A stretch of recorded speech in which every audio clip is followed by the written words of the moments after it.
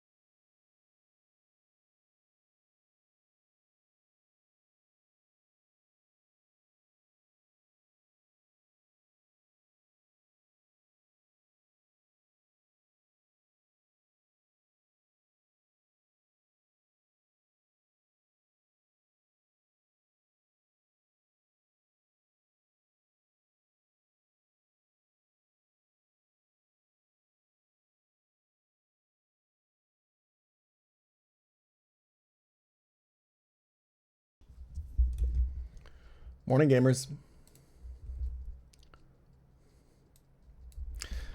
Bit of a weird, unproductive day today.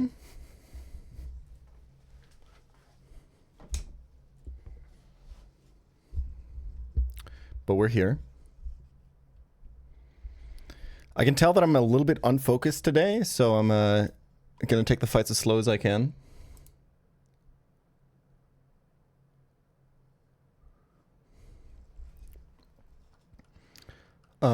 Quick round of Pokédoku to get those juices flowing, though. And then we'll do a Reddit review.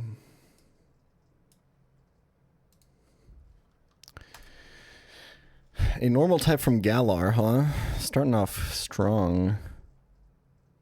What the fuck do you even pick here?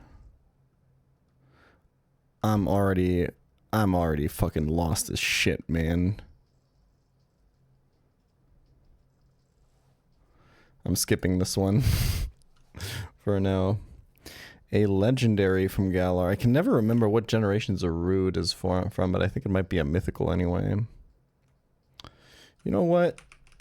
What about Eternatus Eternamax? That's a legendary. I'm just gonna lock in Urshifu here. I'm sorry. Sorry to do it to you. Galar normal type. What kind of normal types were they cooking up in Galar, man?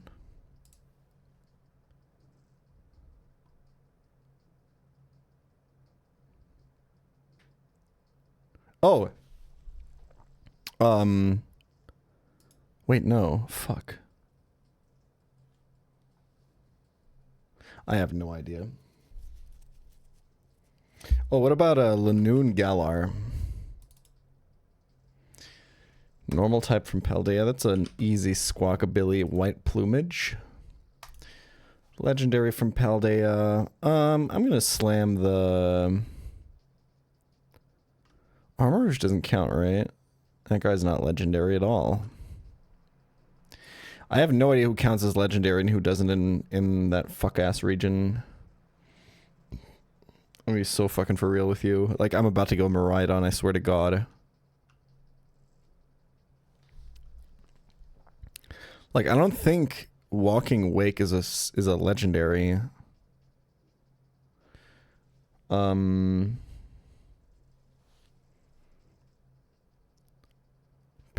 Palafin isn't legendary, is it? Like, it makes it really hard for me to, like, is like Monkey Dory, is that a mythical?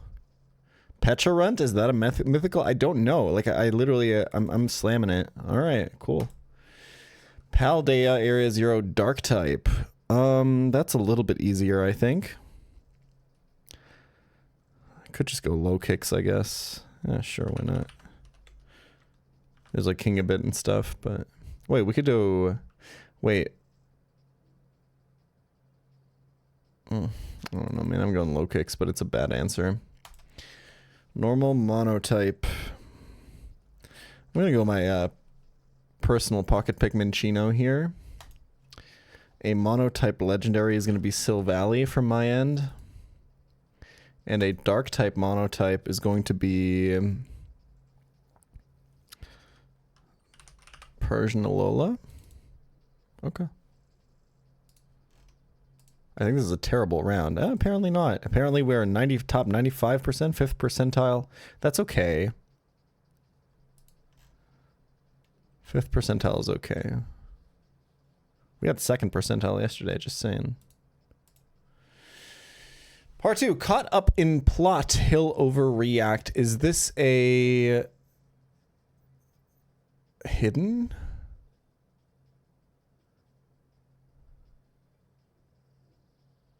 No. Caught up in plot, he'll overreact.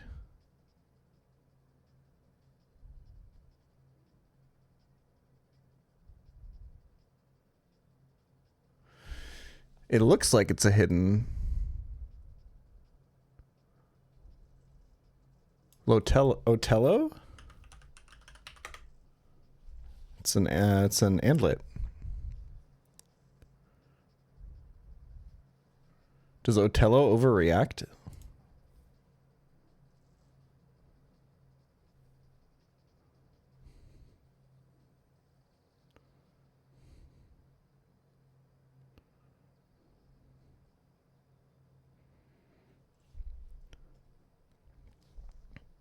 We just never did any Shakespeare in school, so. Well, I guess we did Romeo and Juliet for drama, but. Entire play is him overreacting. Got it. If you don't know Shakespeare, it's a tricky one. I mean, you just see the hidden, right?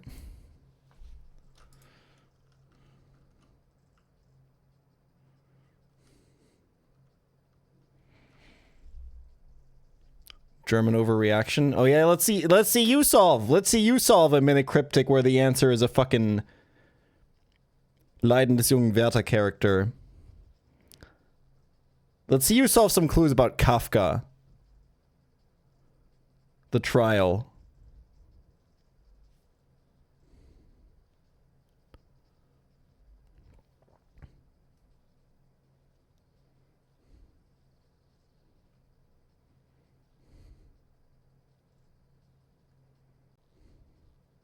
Zum Besuch der alten Dame.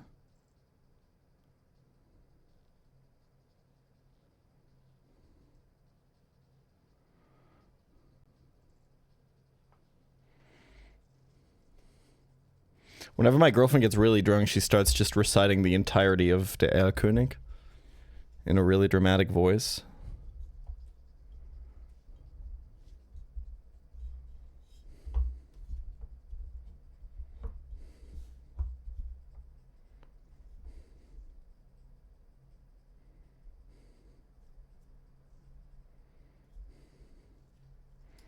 Okay, I've been informed that it is in fact Wednesday and not time for Reddit review, so let's just play some Pokemon.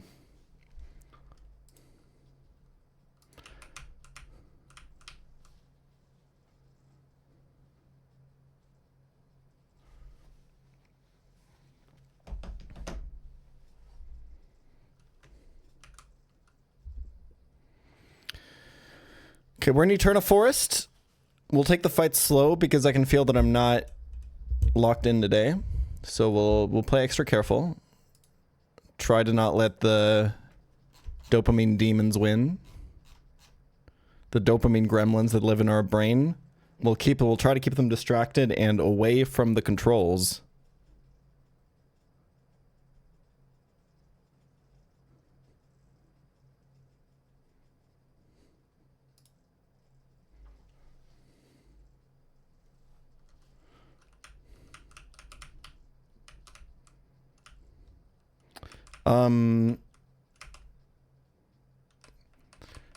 Quick, I guess, overview of the run. This is one of those runs, if you do a lot of nuzlocking, you kind of know. Some runs just feel, it's not even about the box or about the amount of deaths or whatever. They just feel good. And I think it's just to do with if you've played like a couple of key fights well. It's not, like, I lost 2 on Rourke. I even made a mistake on Rourke, but I feel like I played well enough throughout most of the fights where, like, I don't mind as much having, like, kind of mid encounters, because I just feel like some runs just feel different. This just feels like one that has potential. I don't know why, and it's oftentimes a self-fulfilling prophecy because those are the runs where you lock in more on fights and stuff like that.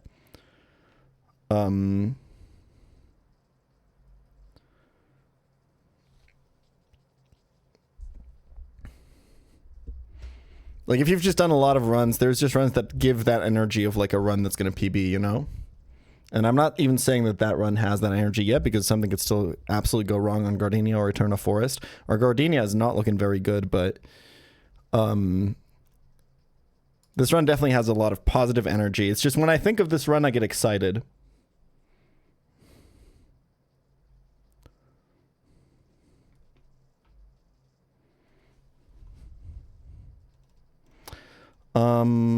I feel like I've been kind of pretty good at solving this puck fight, so let's take it again. It's the Dunsparce diff. I think Dunsparce definitely helps. It's an exciting encounter. It's really fun, and it's really strong, and it just helps in a lot of positions. It's just one of those Pokemon you can just slap onto any team and just stat check stuff in the early game.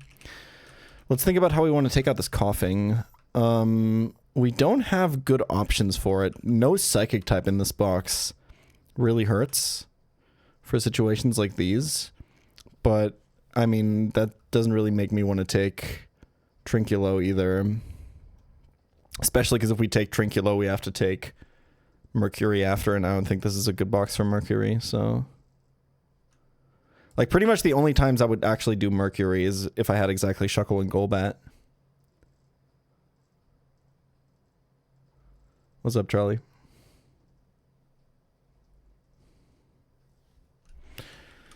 I think I've seen this Delcatty not kill this coughing in the past. I could be wrong. I'm like low attack, so the fake out isn't gonna hit, but we do have 24 special attack IV. Maybe this is the play. We definitely have to remember to pre-sleep and maybe even bring a grounded poison type. Delcatty would bring out Metang, which is fine. I think we just go Chestnut and burn it. But then you want to switch to something that brings out Baltoy, which is a little spooky. Or something that brings out Sudowoodo, rather. So you need kind of something that doesn't die to burned Metang self-destruct crit. That's a little difficult. Alternatively, this is where if we had a calc, it would be so much easier, right? We would just make sure that Delcatty actually kills the coughing, and if it does, we pre-damage Delcatty to be dead to Brick Break, and then we just bring in Sandslash. However, I think Sandslash sometimes doesn't kill this Metang either, so I guess that line doesn't really work anyway.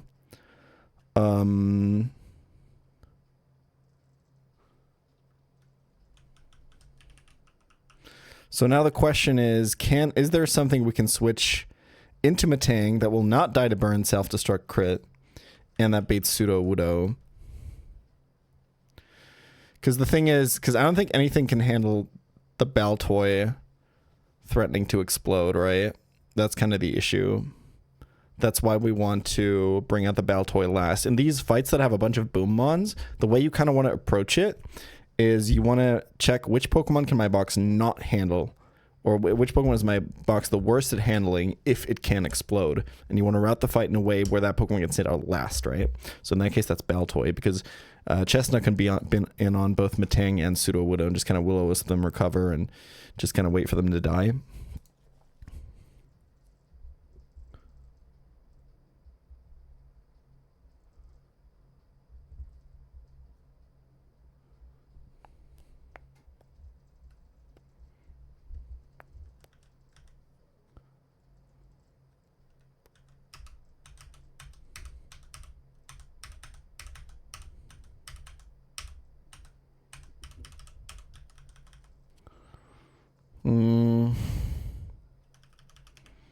I do think that Sandslash can maybe just come in after the burn and take it out, but and then beat Pseudo-Widow. I think that's usually how I play this fight, and it's usually fine. And then we want to go back to Mag and burn the Pseudo, and probably just stay in until it dies. Just pump the XP into Chestnut. I think my Chestnut XP management has been very strong.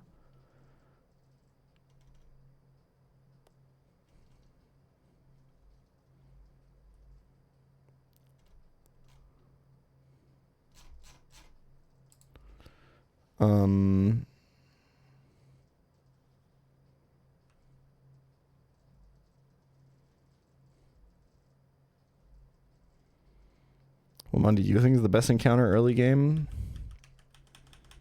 Well, it depends on what you mean. I do think it is Wormadam for, like, specifically Rourke Split. I think if you include Fantina Split, I already don't have enough experience to confidently say.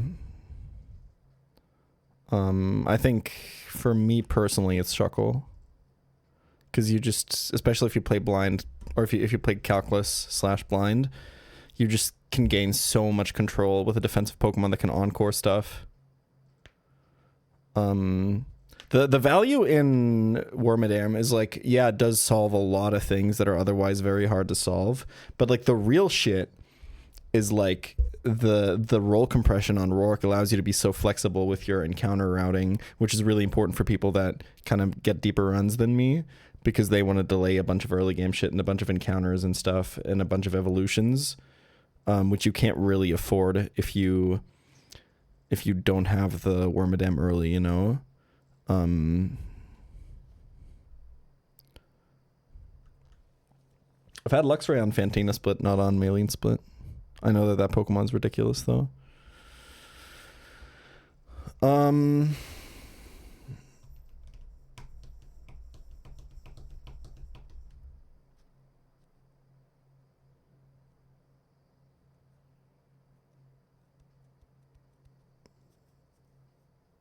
I just think that Shuckle...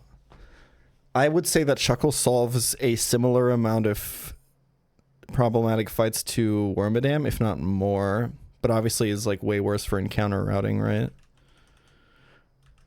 Because you usually have to invest a lot of encounters into it to get it off the Rock Smash table. Like, it doesn't have the same macro implications. Like, Wormadam is kind of macro positive, and Shuckle is kind of macro negative. Unless you like specifically route early game honey trees to get like force Wormadam, which I think is just a mistake, because if you don't get it on Rourke Split, then you just don't get the same amount of value out of it in a macro sense.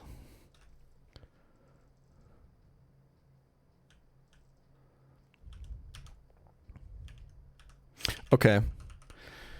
Let's make a decision now on how to handle this Pseudo-Widow. Or rather the Baltoy. I think we just pump the XP into Chestnut. I think it's fine. Well, it depends a little bit. If I can make a switch on Pseudo, that'd be nice. I'm not sure if Wheezing takes a crit boom though. Like, okay, I think we just play it safe. And then just find something for Baltoy.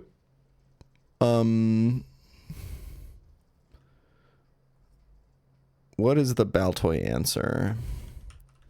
I think it's not Dunsparce. We're switching into Earth Power.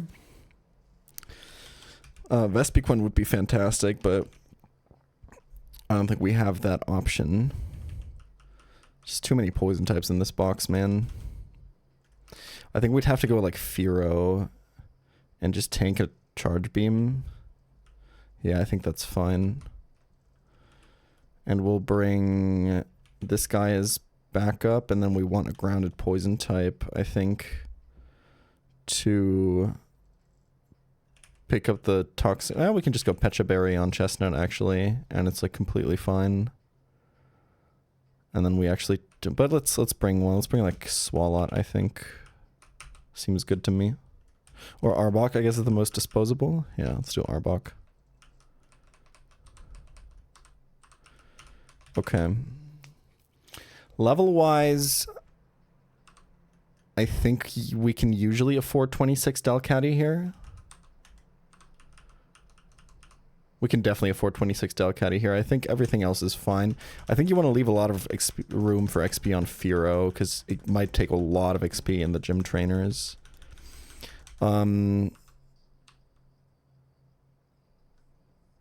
I think this is just the team, and then we go Pecha Berry, I said, on Chestnut for when it comes in a second time and is no longer pre-slipped. And then we can do stuff like putting a focus band here in case it's like coughing, surviving. I'm gonna go Berry on someone,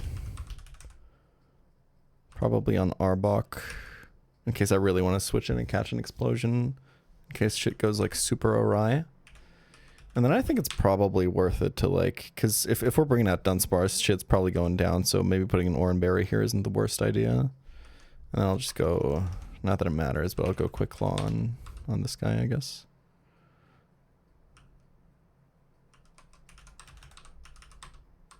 Still has a Rost Berry. That seems not necessary. We might as well do like a... We might as well do a Rost Berry, I guess, in case it switches into Sudowoodo Fire Punch or some shit like that.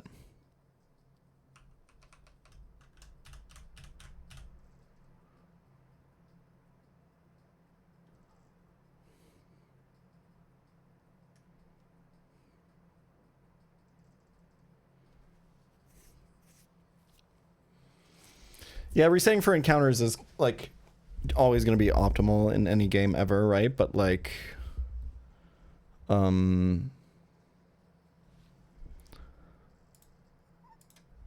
there is a certain point where, like, here's the thing. Here's, I think, what everybody just needs to realize, and I think a lot of people who are, like, starting to get into the community and starting to be active in the community, too, like, still don't understand. Like, this is a weird gaming space that we're in, right?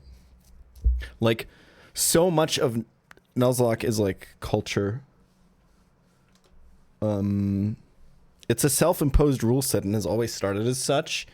And I don't think the community will ever want or fully incorporate a game that incorporates the rule set entirely into itself. People like the flexibility and the kind of weirdness and ruggedness, at least me, of the self-imposedness. And part of that is always going to be stuff like, how much are you willing to reset in the early game for encounters, right? Like, so much of playing in Nuzlocke is about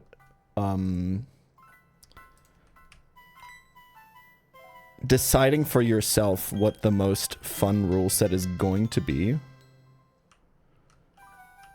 to tell the story that you want, and then sticking to that exactly.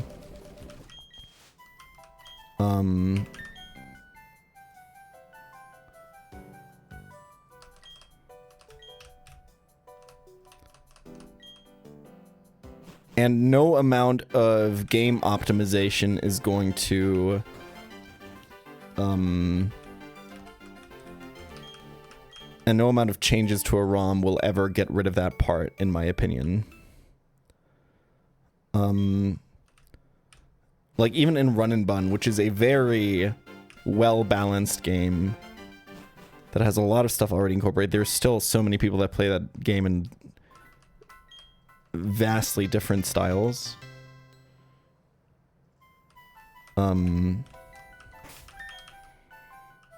Even just when it comes to like early resetting for encounters and stuff like that, right? And there will always be like new self-imposed rules that pop up.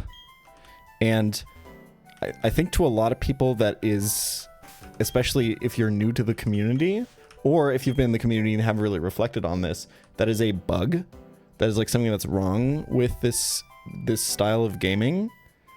But I think if you think about it, and if you've been in the community for a while, you realize it's a feature.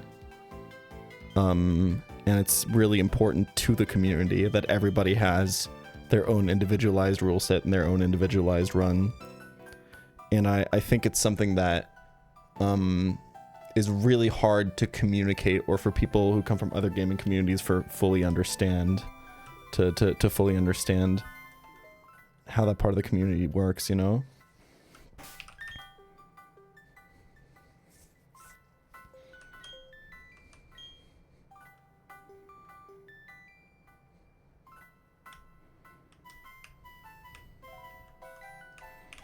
And it does lead to like issues, right? In terms of like accessibility in the community and the genre. Is like, where do you even start if you want to do your first Nuzlocke? There's no answer to this. Pretty much every other game is just like, hey, just load up this game and play, except for League of Legends. But there is so much emphasis on that individuality. And that's why my answer for best first Nuzlocke game is always going to be your favorite game or the one that looks the most interesting to you. So yeah, let's focus on this fight. I don't think this is dead at all, man. I do have low attack and high special attack.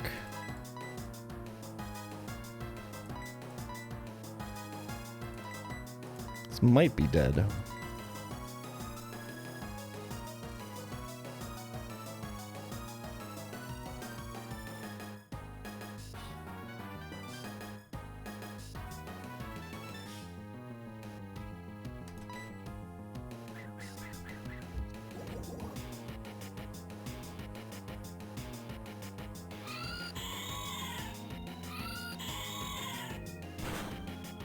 Crush it, goat. Nice.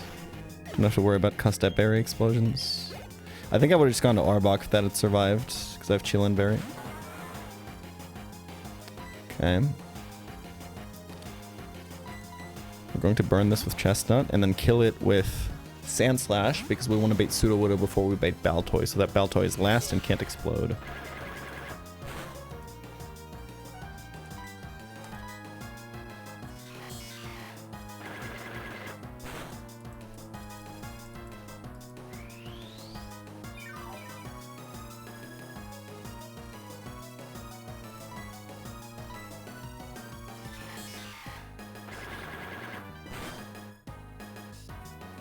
Okay. Nice. Dead to crit into Miss Will-O-Wisp into crit there. Oh wait, yeah, this is Lumberry. I'm still technically did a high roll crit here, I think. So like this is not safe. We're still not out.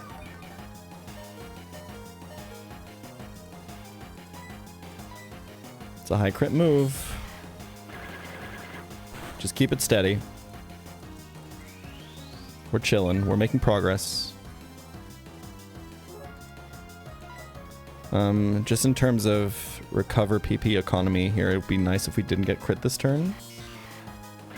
I guess this is kind of the problem with not, with going Pecha Berry over Quick Claw.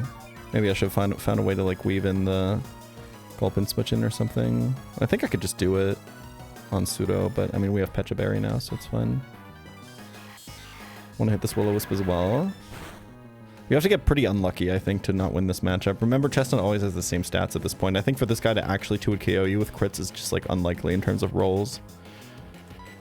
And now we're just chilling.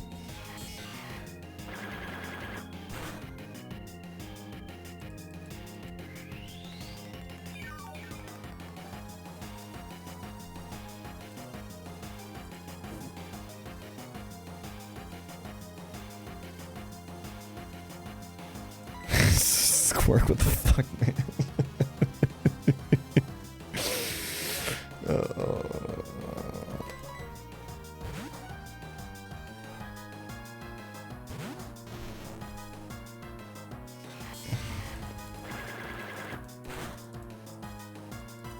Okay. I don't think Boom Crit kills me on that switch in.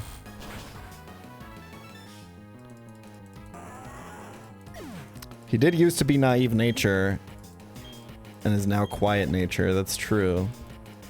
There is story potential there. All right, Chestnut. I got even more for you to do on this fight, man.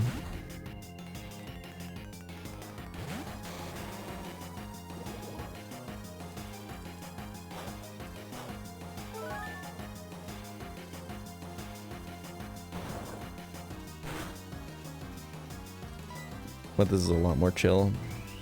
I'm actually faster too, so.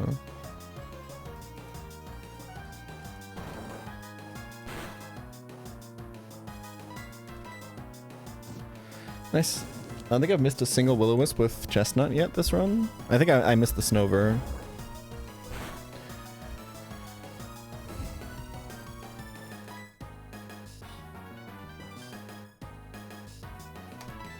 I think if you were doing calc like everyone else, that you'd be able to keep up pace. Well, it's a good thing we don't have to find that out because I'm not playing calc. Kind of nice, right? Kind of takes a lot of pressure off of me. Makes you think, right?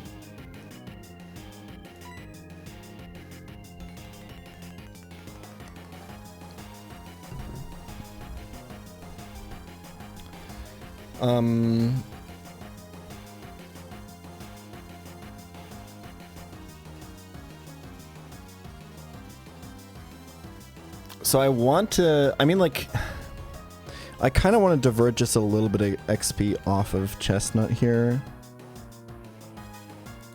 The only thing I can, like, reasonably switch here is Arbok, and, like, it would be like Arbok into, it can randomly Woodhammer Arbok, right? Just the fact that I can, like, always randomly explode or Woodhammer on, like, a Sandslash switch in is kind of ass.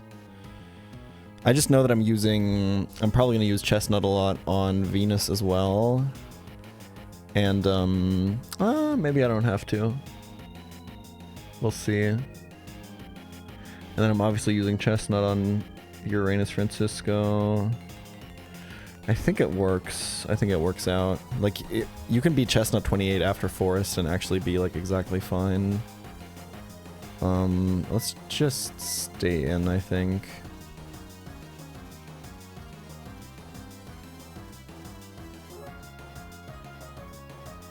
I think we just go for the kill.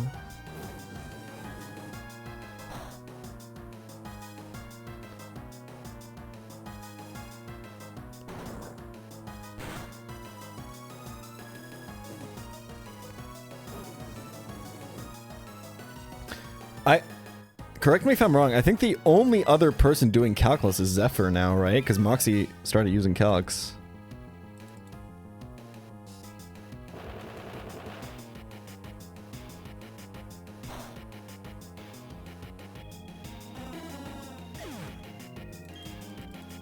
Zeph, sorry.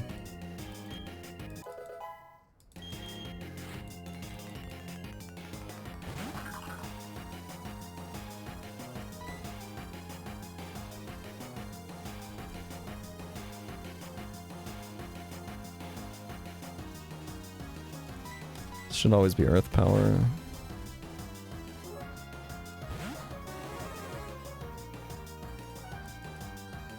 My one viewer streamer doesn't calc, he's on Fantina. Okay, based. Opinions on Iceman? I have not listened to it and I have no plans to.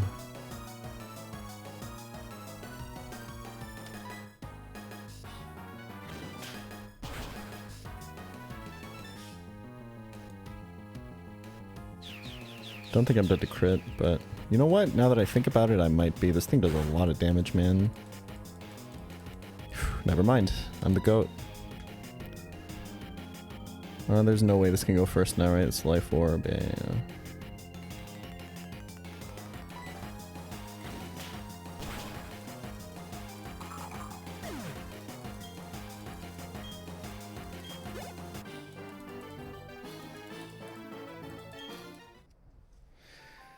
Okay. W strats despite not being locked in.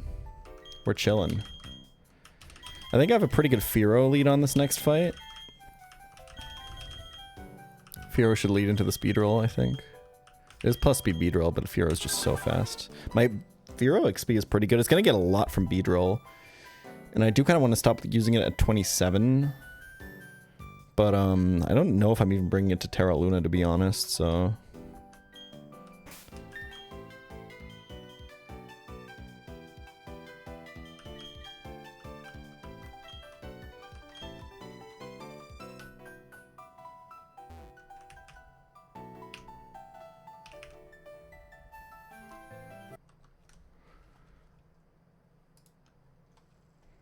You inspired me to stop using calc at my job, and now I...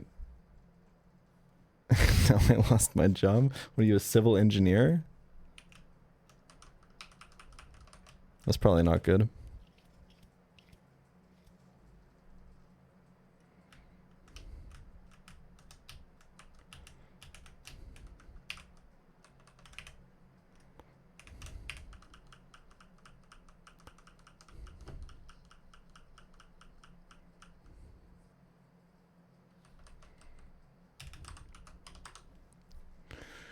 Okay, we could do Magby lead. I think I did that last time. Or not last time, but I think I did that once. If we don't want to pump the XP into Firo, but I think it's actually completely fine to do this.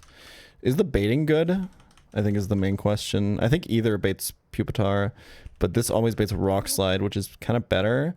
It's male. Magby is also male, so that doesn't matter. That's probably good. We need... Okay, so the kind of puzzle for this fight I figured out is you kind of need to find a female Pokemon that can take Pupitar and a female Pokemon that can take Shelgon.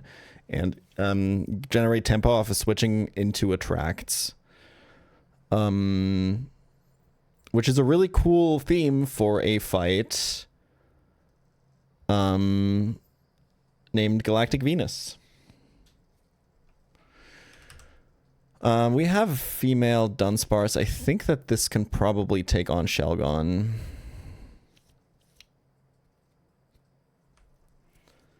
But I'm not sure. What gender is Weezing? Male? Female on this guy, but I don't think he does enough. He does anything to Pupitar. Unless we had kept Mega Drain, which I probably should have done, because that could give us a unique role, I suppose. Bibarel with Dive into Quick Attack seems like the play here. But Bibarel is male, so it's kind of... Yeah, you're seeing the issue, right? It's like, I would have an answer for this, but it's the wrong gender, and if you switch into Attract, you're just fucked. Caesar is female. Perfect. So Caesar's gonna bait Carnivine, you're just going to a pre-slept... Poison type. I think in this case, can I do this guy? I'm actually faster. That's just wonderful. Wait, what's your poison move though? Poison jab. That's gonna be good enough, I think. That also actually just straight up removes the toxic spikes, which is nice. And that is going to bait... I'm normally a daily watcher. But I want to say that your Shelgon. first Fantina cliffhanger is a demon Pokemo rage. You mad, bro? We could go to male Azumarill. And just super slamma this guy, but we're low attack. It won't attract as we switch out of Gulpin is the thing. But you can't like pivot a bunch. It's actually such a genius design on these guys. I never know how intentional this stuff is, but like you because of the gender of these and the AI flag that makes this guy spam attract on the male Pokemon, you can't just be like, you have to like plan the switch in perfectly, usually such that the previous Pokemon gets killed by a male Pokemon and then the female Shelgon or Pupitar comes in and wants to attract so you get your free switch to your counter. And normally you could combat this, you could play around this by like pivoting ones into like, okay, I have my female Pokemon out. I'll go into my male Pokemon first, bait the attract, and then go over. But because they have Dragon Dance, you actually can't do that, right? You actually lose that advantage because they get the Dragon Dance off for free.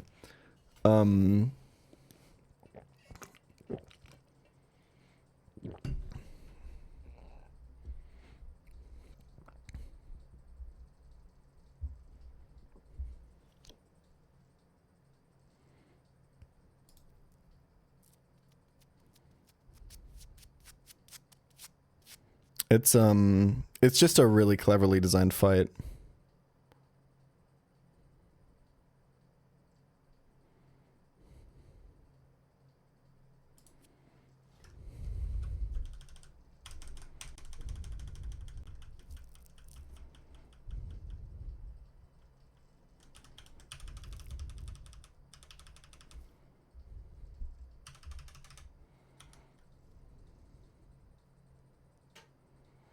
I could just go Sand Slash, but Sand Slash XP, I mean, Sand Slash XP is fine. It's actually, you don't ever bring Sand Slash to Terra Luna, right? What, it doesn't do anything on this fight, on that fight, I think. Unless you keep Rock Throw and you can use Rock Throw on Scyther. Is this actually Sand Slash's last fight on this split?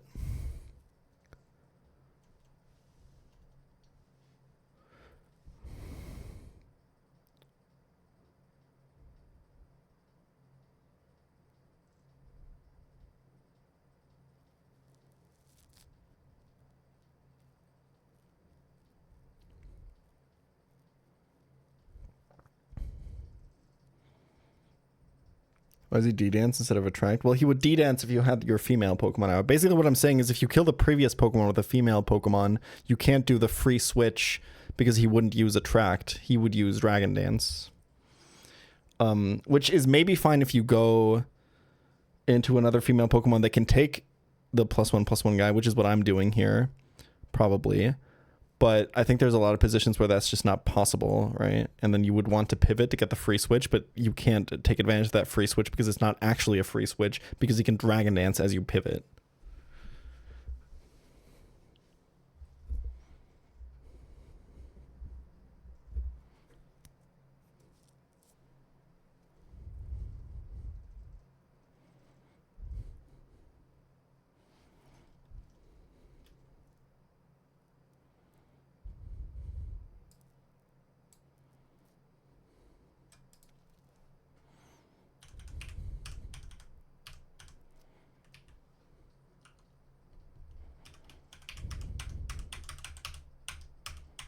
Can someone help me get a job is a really funny Twitch message. Yo, shoot your shot, King.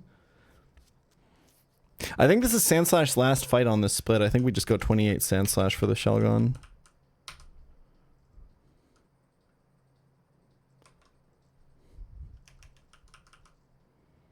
You could even chain the Stunky afterwards. I think the main thing that I might struggle on is...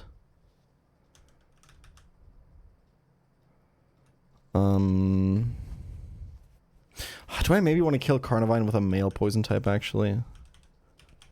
It would be Wheezing in that case. Wheezing XP is actually completely fine. We can just do that. Is Wheezing fast enough? Yes. It does only have Sludge.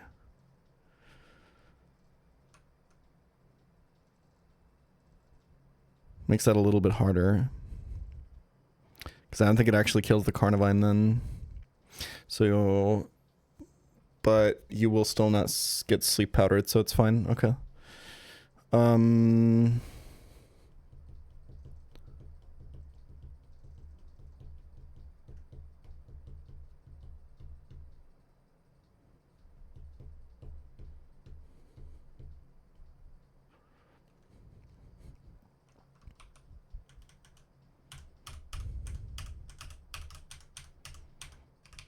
what's my backup mon? I actually don't hate Bibarel here.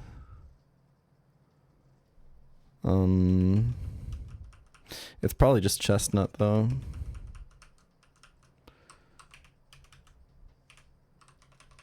$27 seeking, 28 on Sandslash.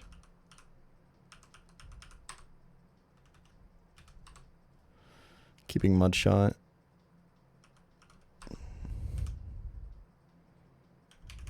We can go 27 on this guy. He probably doesn't even come out, right? Yeah.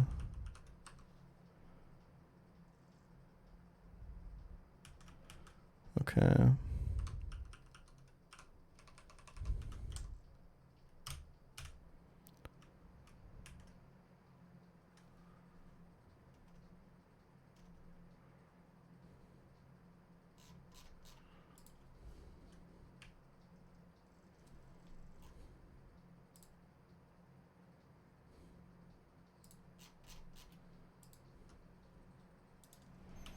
Let's make sure we remember to pre-sleep and equip some items.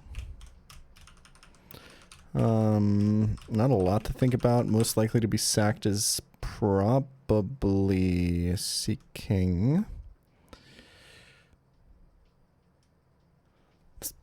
One of the problems with this team, but I think it's fine, is I mean, Dunsparce is only backup, right? Because it's you. Okay. In that case, I think I would actually like to bring a Pokemon that I'm willing to sacrifice.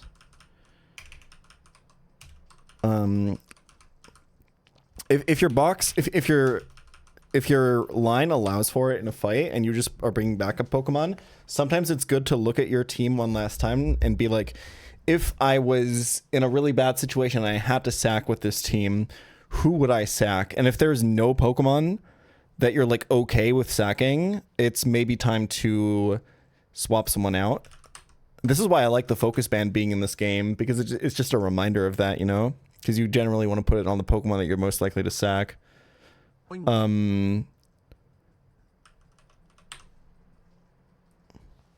a good short, actually. So in that case, I just kind of saw... I was bringing Dunsparce for backup in case something went wrong, so it was expendable. So I swapped it for Arbok, which I'm willing to sacrifice way more. Quick Claw on... I think Sandslash for sure. At work, feeling like I'm playing Emerald Kaizo. Thanks for all the second screen content. I got you. Putting an Oranberry on Seeking here because I have... Scared by an Applebee's ad helped remind me to renew my sub. Why do I have 7 Oranberries? Is that normal? Anyway, I didn't get Shuckle. Oh, I probably just didn't use some on Rourke, huh? Yeah.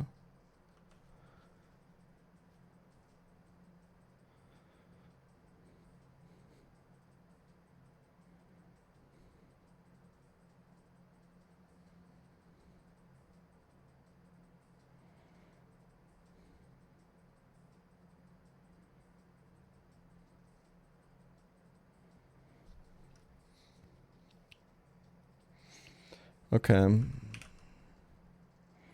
think this team is good. I think I like the Oranberry on Seeking here in case something goes wrong with Pupitar.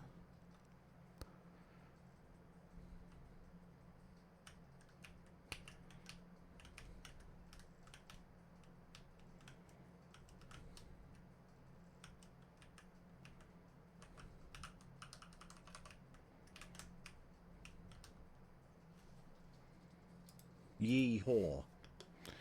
To you too, my friend.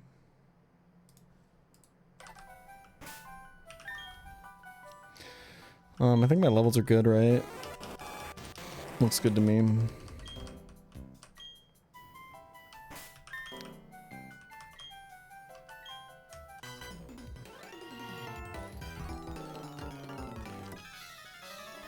Having too many poison types is actually so ass because you can't trade anything for Nomu, yeah.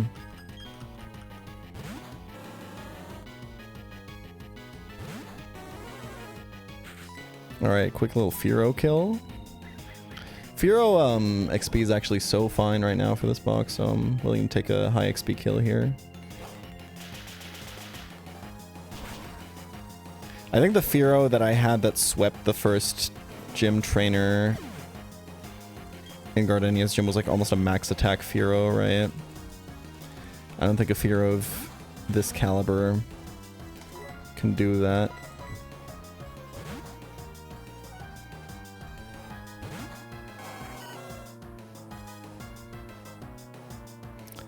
Yeah, you see there, I made sure to kill the previous Pokemon with a male Pokemon, making it really likely for this Pupitar to attract, and then making sure that my counter, this Pupitar, is female, to switch into the attract, giving me a free switch in. Now, if it was a the other way around, if the previous Pokemon was female, right? And then Seeking was also female, I wouldn't be able to get that free switch, and it would be really threatening because of Dragon Dance, and I wouldn't be able to pivot to get an attract either because he would get the Dragon Dance off no matter what. So that's kind of what I'm saying about the really clever design of this fight, especially because it's designed around attract, and it's Galactic Venus. It's all pretty clever. Anyway, Caesar is really good at taking this out. You just dive, he Dragon Dances up, and you just Aqua Jet him.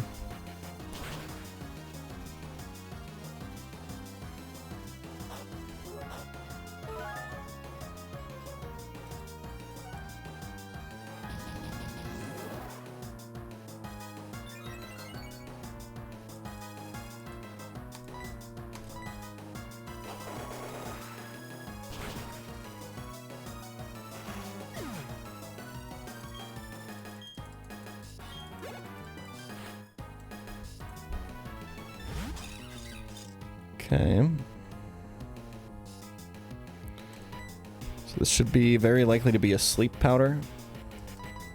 So I had a bunch of poison types that counter this Carnivine, and I made sure to bring the one that's male, because I know that I'm baiting Shelgon after this, which is another Dragon Dance plus Attract user, and we want to solve that puzzle in the same way, so we want to make sure to kill this Carnivine with a male Pokemon.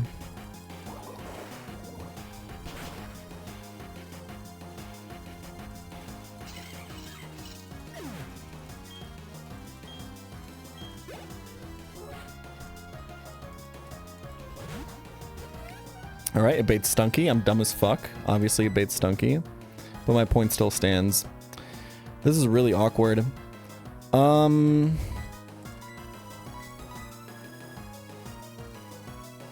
It's so easy to ignore Explosion for the switch in AI, but yeah. What do I want to do here?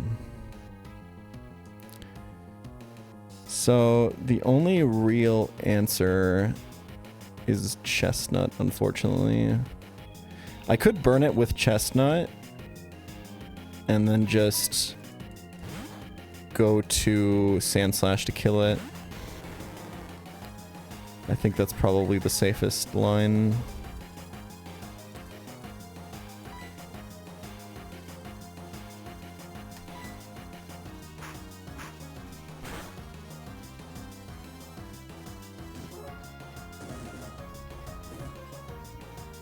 And then Sandslash is our Shelgon counter anyway, so we actually just have it in position. We still kind of gotta hope that this isn't Boom, but just assume they do not Boom, right?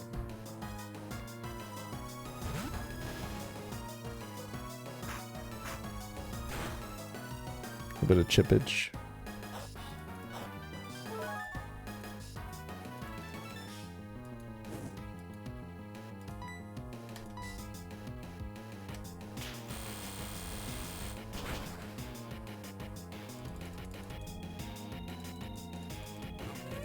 Doesn't mean we take aftermath damage. I think it's probably fine. I leveled Sandslash to 28 here because I kind of assume that this is Sandslash's last fight on this split. 46. I'm actually faster. I'm not faster after D-Dance. Shit. Well, good luck.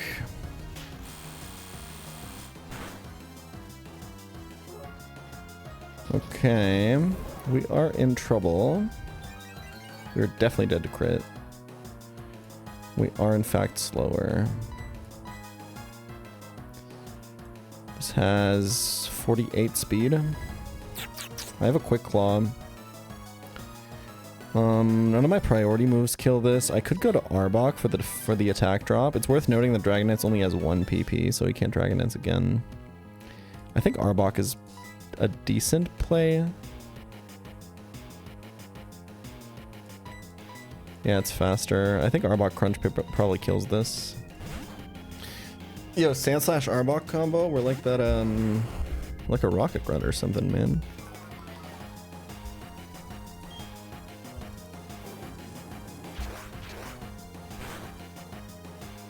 Okay, free. Assuming this kills. Nice.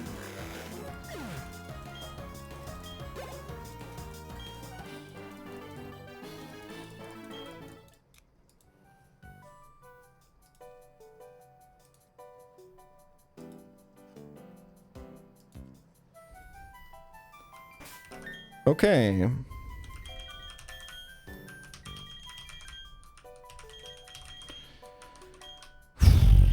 Hail fight time. I'm still a fan of Macargo opening on that fight, I think.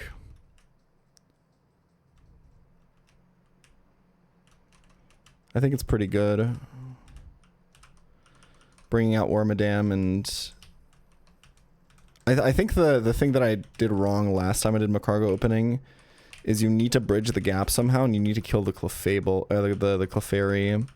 But I think we can do that with Azu. So the team would be something like Macargo, Azu...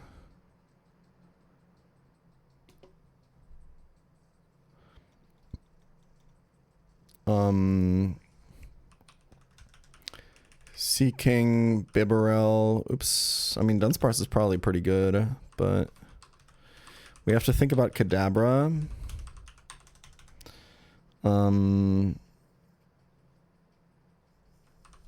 So realistically, I think it's just kind of a 1-for-1, right? Where like this kills Clefairy. And this probably kills Swinub.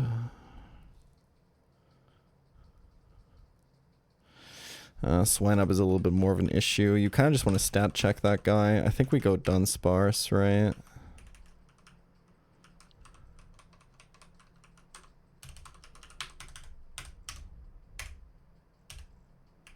It's a little bit bulkier, but not by that much.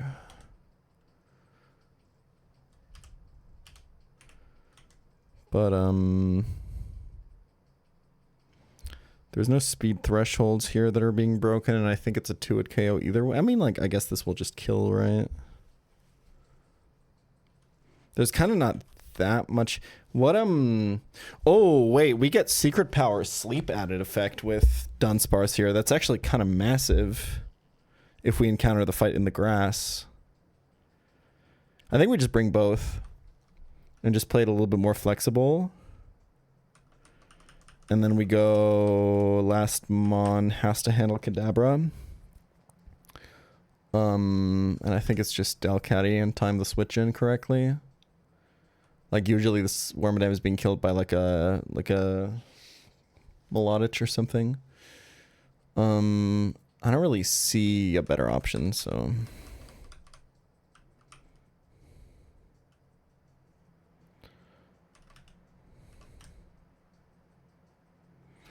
I almost always do a Hail fight unless I see something really good for Rain. It just feels like Rain is like super doable if Dragonair starts attacking the Chansey.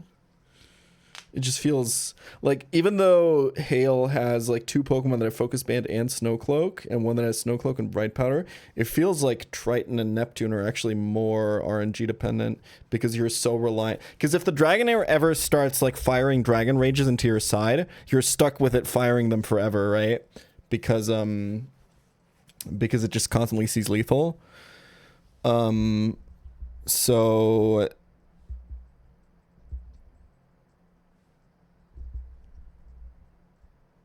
yeah, I was wondering if like a good Azumarill can just kind of kill this Dragonair, but I don't know.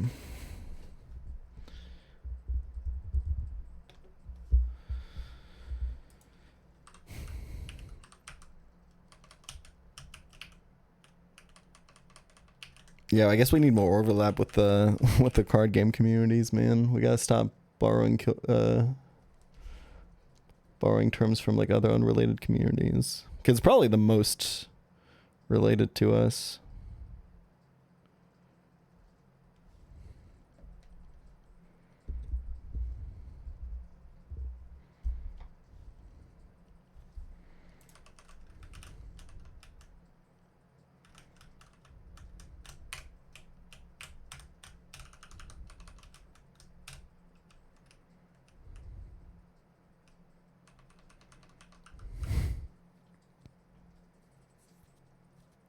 There's one streamer on here who calls crits critical strikes. It's kind of beast. Wait a minute.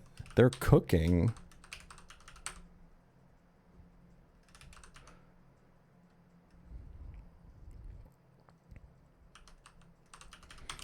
Focus band for you, Bibarel. You're chosen. This is the band that signifies my favorite team member. You get it today. Good job. And then just like fire up some oran berries for this fight.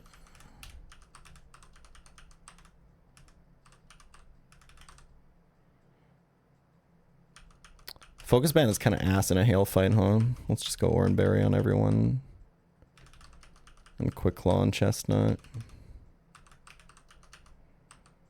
Quick claw is kind of better on dunce. I mean, quick claw on Dunsparce literally only matters if we're doing a Kadabra face off, right? So let's just do this.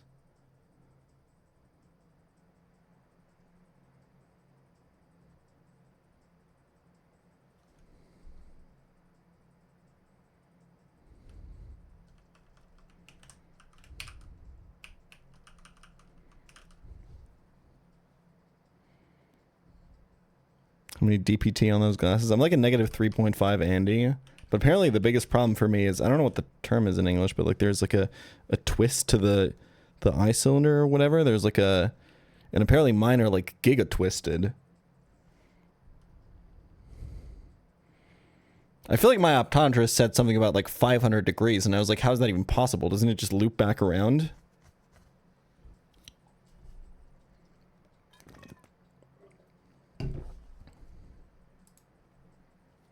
CIAP to where? He's off on a mission.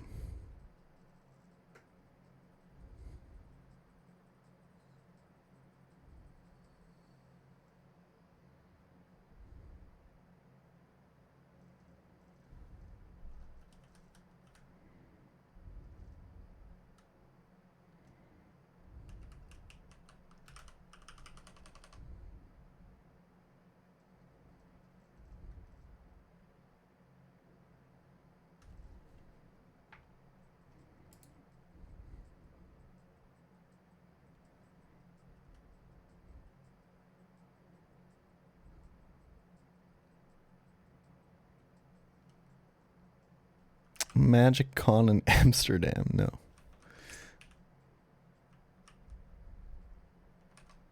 Okay.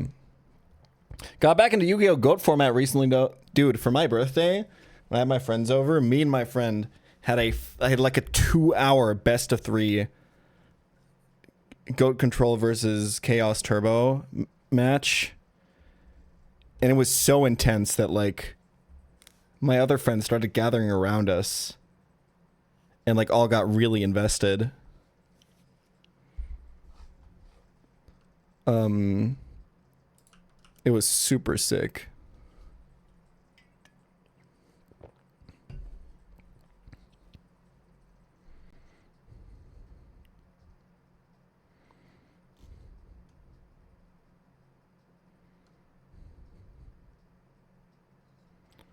Okay. I lost, by the way.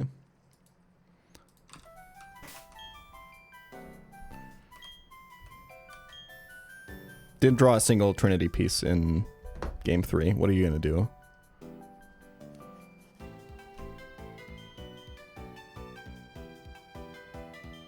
Wait, no, I think on my last turn alive I top decked Delinquent Duo. Classic. Anyway.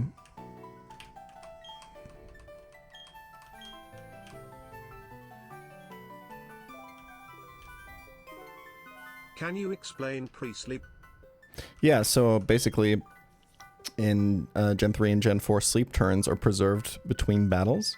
What this means is that there is a maximum amount of turns that your Pokemon can be asleep at, which is 4, I believe.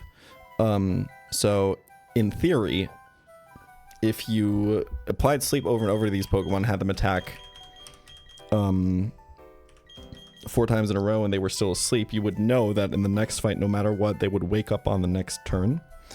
What this basically means is that the only thing that the sleep status does is block the incoming status, and this does 2 things. 1, you can switch in on status moves without getting statused, and 2, on the turn that you're first attacking, you're not baiting a status move from the opponent. And those are both very, very, very powerful tools to get a tempo advantage, as well as mitigate things like toxic spikes.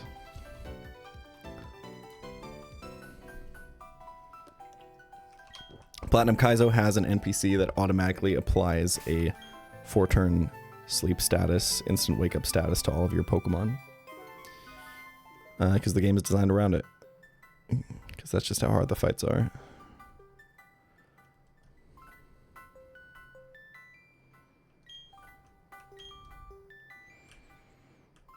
Alright, Cheryl, you and me.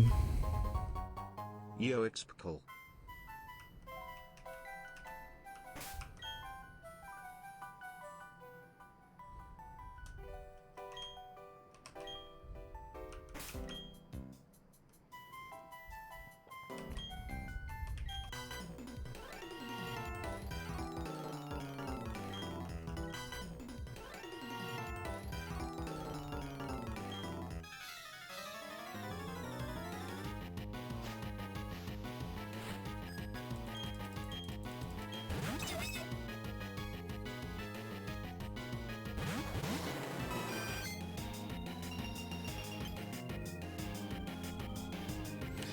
Okay, I like leading with Chestnut on this fight because you can just take out the Snover and bait out the Wormadam, which gives a favorable matchup to your water types that you kind of want to use on this fight, because your water types are really good at dealing with the Clefairy side of the match, because the Snorunt and the Swinub in the back tend to lose to your bulky waters at this point. So removing the Snover and not bringing out the Kadabra is really good. Chestnut does exactly that. It kills the Snover. Fire Spin kills the Focus Sash, and it always baits Wormadam because Chansey also always baits Wormadam. And we get a Quick Lot proc. Not that it matters, like, at all, because of Focus Sash.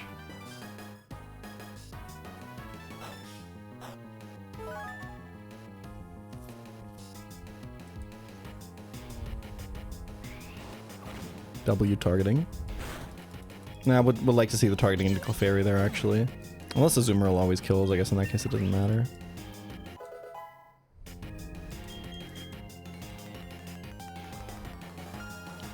Chestnut getting put to sleep here is fine. We don't need it for the rest of the match, I don't think. But we avoid. That's actually, well, that's fine, right? Because we're pre-slept, so we don't care if this... We actually want this to sing on the switch in here, so it does less damage. And there's that Wormadam. The Wormadam's not ideal, right? It still does a lot of damage and stuff, but one of the nice things about the Wormadam too is, like, the most threatening Pokemon on this team is the Kadabra in the back behind this Wormadam, standing there threateningly, waiting to take us all out. One of the nice things about having this Wormadam out is it has Leech Life as its, like, highest damage move on most things, so it, like, stays healthy, so Cheryl never, like, sees lethal on it. So Cheryl doesn't, like, mess up our line, so we can clean up the Clefairy side before Kadabra ever comes out. That's kind of my general strategy for this fight. It's like Chestnut lead, then find a way to kill the Clefairy, have some bulky water types to deal with Snorunt and Swinub somehow, and then you kind of need something that takes out Wormadam, but your water types can sometimes do it, and then you need something that takes out Kadabra, and then you win. That's kind of my general approach to this fight.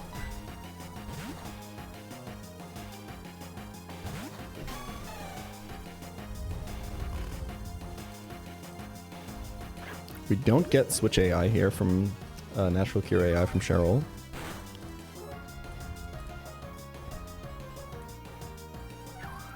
Don't freeze. I'm pre-slept, right? I'm fine. Nice.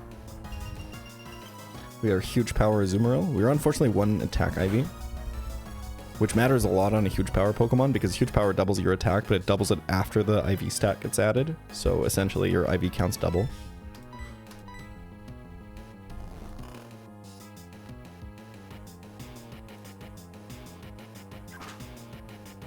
See if this kills.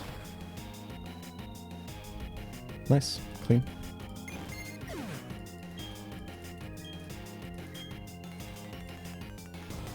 Still no natural cure AI from Cheryl.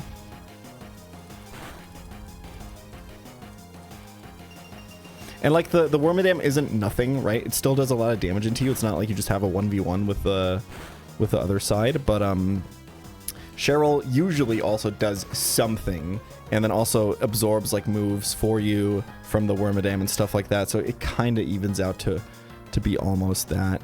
The question here is, do we attack Swinub with Azumarill? I think we have to. Because if it's like, obviously if it's double targeting here, it's bad. We have Oranberry.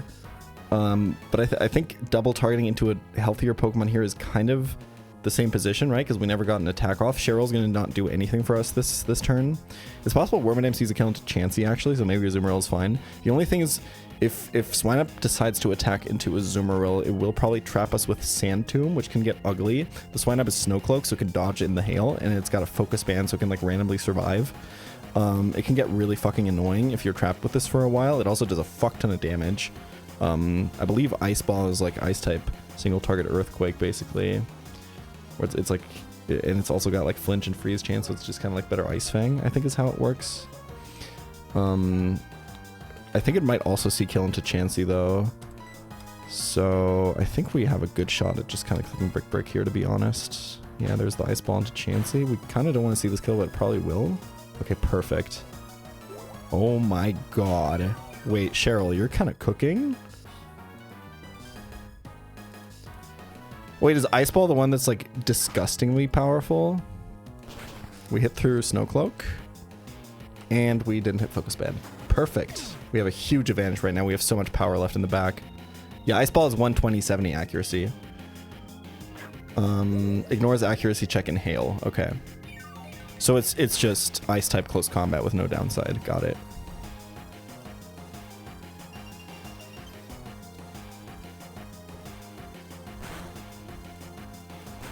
And this is so beautiful because Chansey, I think, is still baiting kill from Wormadam here. And maybe even from Snorunt. So we can actually continue to stay in. The only thing that's kind of worth thinking about now is XP management on Azumarill, because Azumarill can be pretty good on Terra Luna. Although the last couple times I used it wasn't very good. It could also be just good for the Fisherman to absorb some XP there. I don't really have a Grass type worth using, so it's worth thinking about. Taking a switch now. I think we can afford to. Let's just go to Bibarel. It also preserves our Oranberry, actually, which is like a little optimization.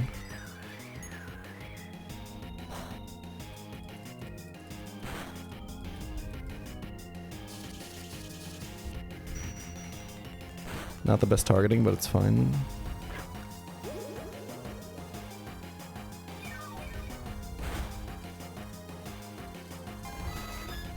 Snorunt also has a Focus Band, also has Snow Cloak.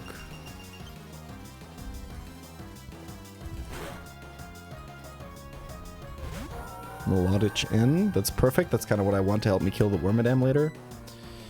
And we're just going to Hyper Fang the Snorunt. Not very useful there, but it's fine. If it does, if we do miss here and it survives, it's useful. Nice. Okay, it doesn't even kill. Gives it another chance for Focus Band. Remember, it's Focus Band, not Focus Sash. Focus Sash is you always survive when it KO damage, you always survive lethal from full. Focus Band is whenever you take lethal damage, you have a 10% chance to survive on 1 HP. No matter what HP you're at.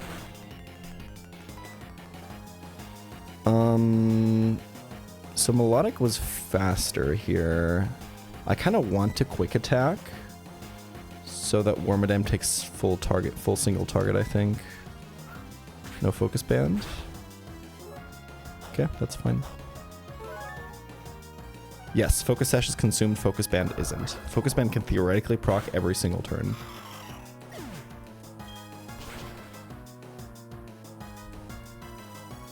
Okay, and now we just need to... My only kind of reasonable answer to this Wormadam is unfortunately...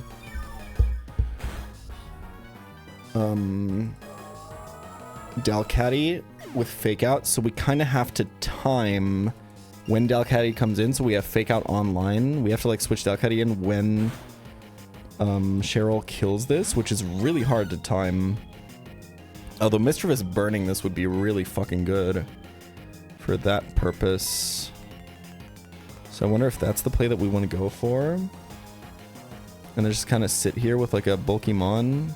Protect the Oranberry on Bibarel. Let's just switch and chill.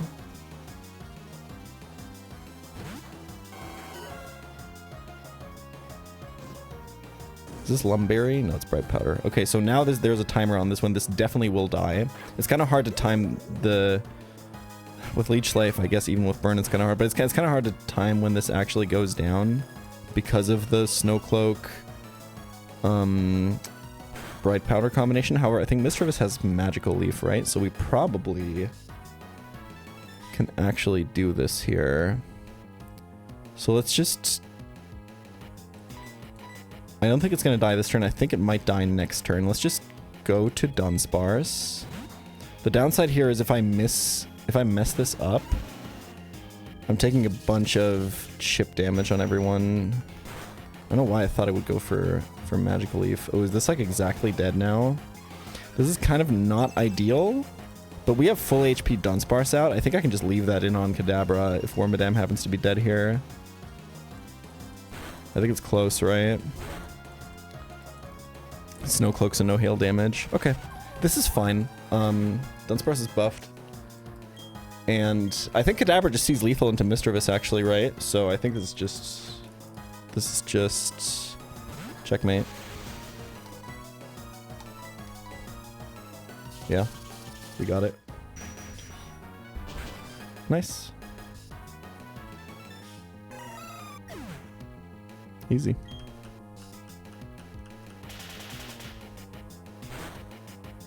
Look at the grass imbued secret power there. Ooh, we actually get the sleep effect. We didn't kill. That's maybe my first time ever. I think that might be my first time ever inflicting secret power sleep on someone. I don't remember a single time ever doing that. This is guaranteed to sleep this turn. We win. We can distribute XP here if we want to, but there's no reason to.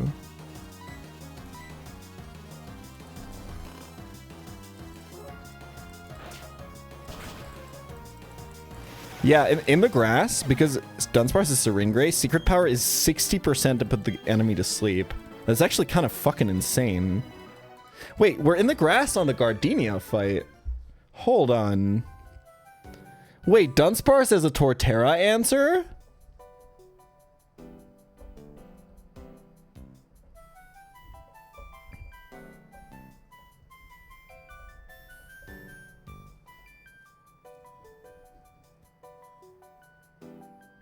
It's Lumberry. You just secret power it twice, bro.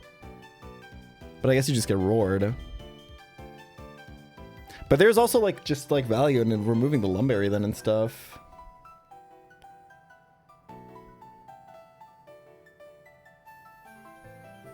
I think there's tech here. You could even maybe use it for like Miltank or something. I feel like Dunsparce can do stuff on that fight.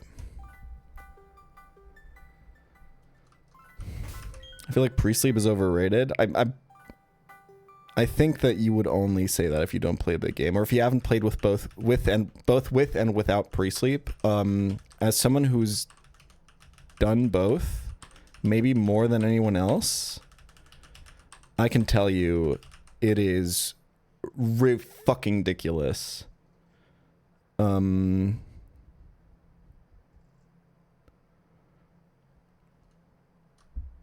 It's so unbelievably strong. Like, you have no idea the amount of advantage you generate over the course of just one fight with pre-sleep is crazy. Like, remember that tempo is like exponential, right? Like, losing one turn can often snowball into losing multiple turns off of having to play super defensively or whatever, or losing a Pokemon because you are not willing to give up the further tempo. It's pretty fucking insane.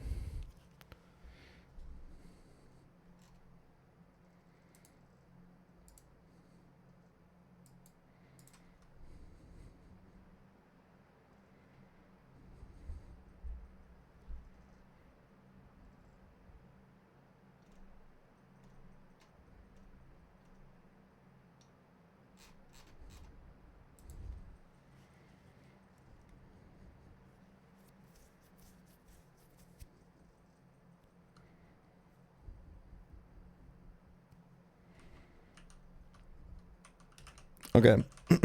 We have Insomnia Ariados for Terra Luna this time, which is really fucking nice.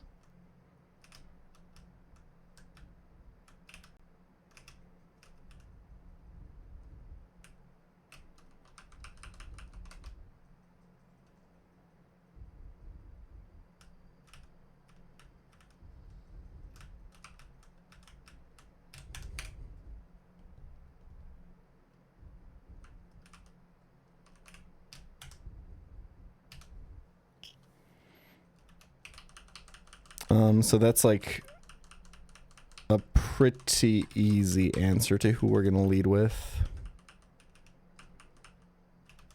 I do feel like I need a mental reset here. I'll be right back.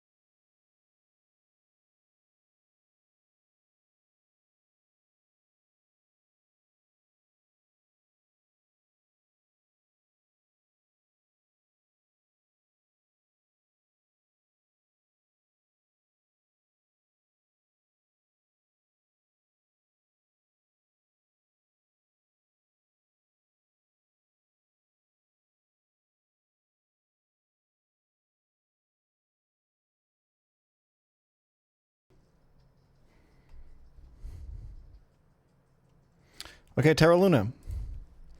I think it's pretty straightforward. We have a really powerful, maybe the best lead in the game with Insomnia Ariados. We can go 27 even. Just remember Scyther Pursuit. And I think you're chilling. I think the main thing to think about is how to navigate Destiny Bond. What is your HP count? Okay, perfect. So an Oranberry will actually make us survive 2 Dragon Rages. That's kind of nice.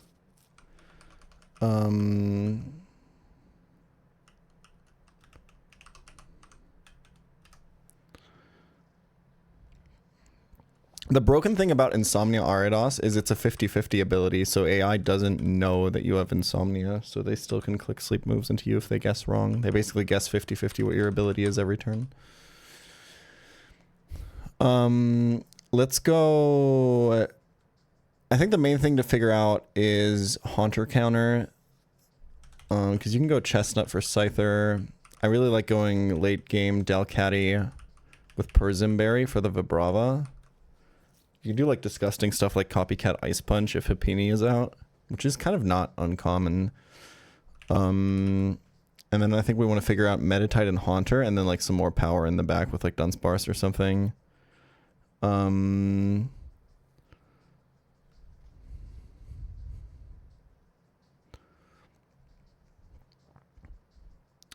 I think Fearow is decent. It switches into Omnius Wind. It kills Meditite. No Psychic type for the Meditite is really awkward.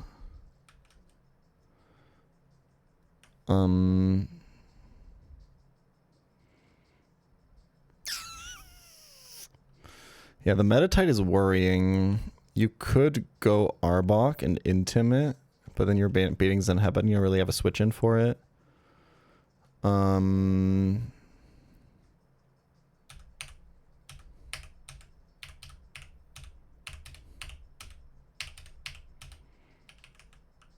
Like you kind of have to...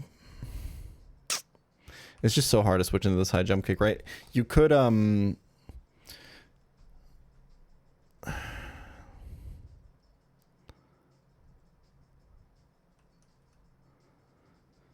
you could go Swalot and hope that you just kill it after Life Orb chip.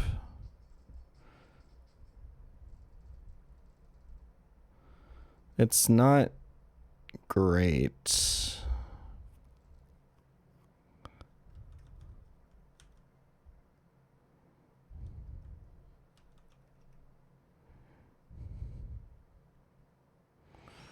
I'm thinking something like Swalot, Fearow, Dunsparce here. Dunsparce is kind of not great because it's so slow, so everything can like put it to sleep. The cool thing about Fearow is you can just outspeed a lot, like all the Hypnosis users and get an attack off for free.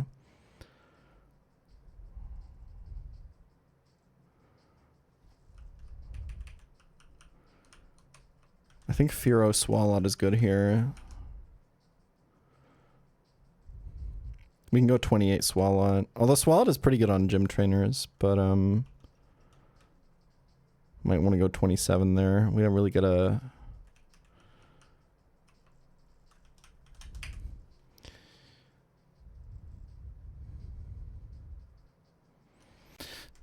Dunsparce kind of just doesn't hit the things that you want it to hit here. I think Dunsparce is just bad. It does really well into Vibrava. It takes 2 Dragon Rages naturally. And probably does like a pretty crazy amount with Secret Power. You could even Glare.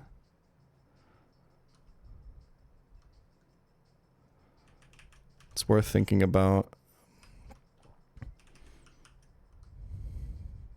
And then you can use Delcatty a bit more flexibly. I think just in terms of being a stat block, Dunsparce is so nice here that I think I want it. It's just... It's such a narrow plan for Meditite.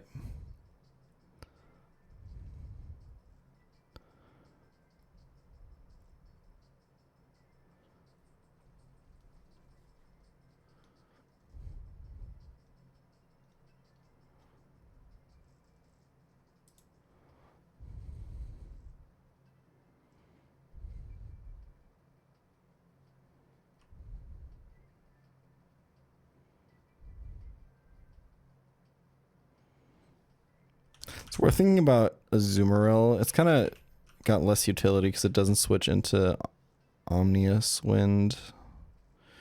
But then again, Dunsparce doesn't really stay in on Haunter anyway. You have to pivot, right? So you have to like pivot Dunsparce into Swalot. And usually when you pivot once in this fight, you get rid of like all of your berries.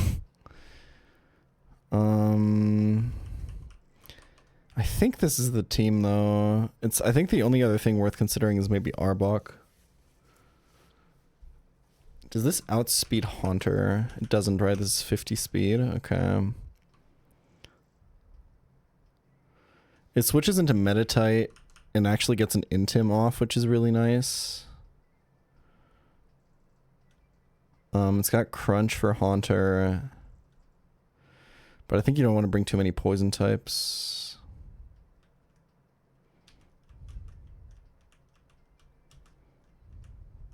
Even just glaring the Haunter is really good. I think my main issue now is that like the only thing that can really hit Haunter is Fearow.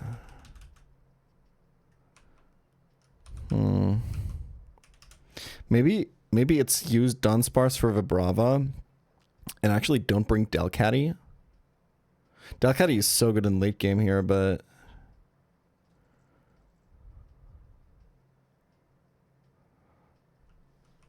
I think Delcatty for Arbok looks good to me. And then you go Persimberry on Dunsparce and save it for endgame. We don't have to pre-sleep here because we get fully healed anyway. We go 28 on Swalot to give us a chance of just stat checking the Meditite away, I think. This looks pretty good to me. This opens up a lot of good lines.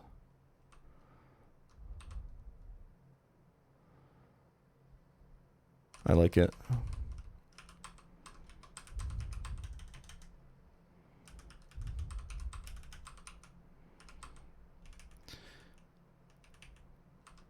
The biggest issue is I'm realizing I used 4 Chestos on Mars.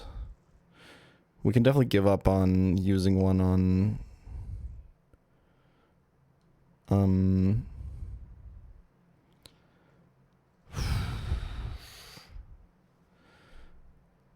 gym trainers, but we have Insomnia Ariados to account for that.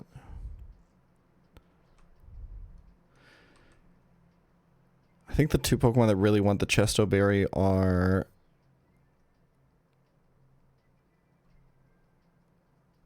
Swalot and Fearow.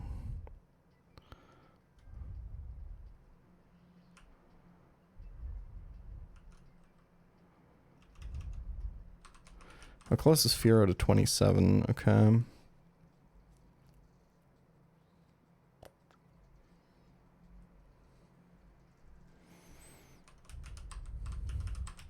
I'll stay a bit conservative with the levels here because I think my gym trainers are going to be quite difficult.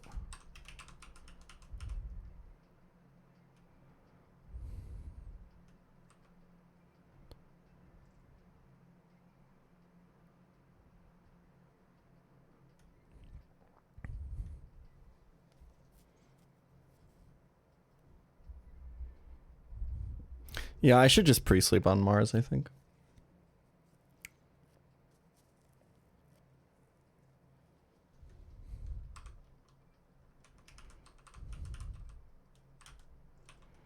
Like, this is just a really bad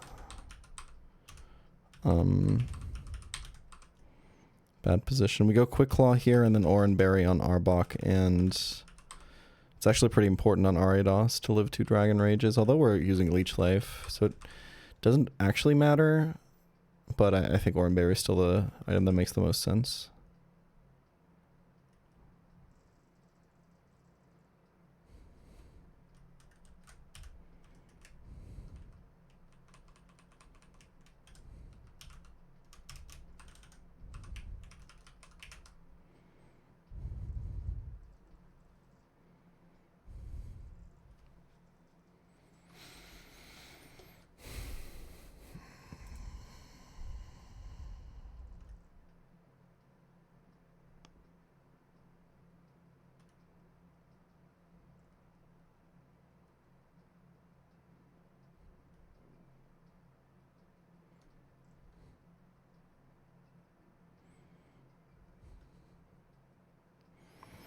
I think Ube is the new matcha. I don't know about other places, but Ube is not making a cultural splash here whatsoever.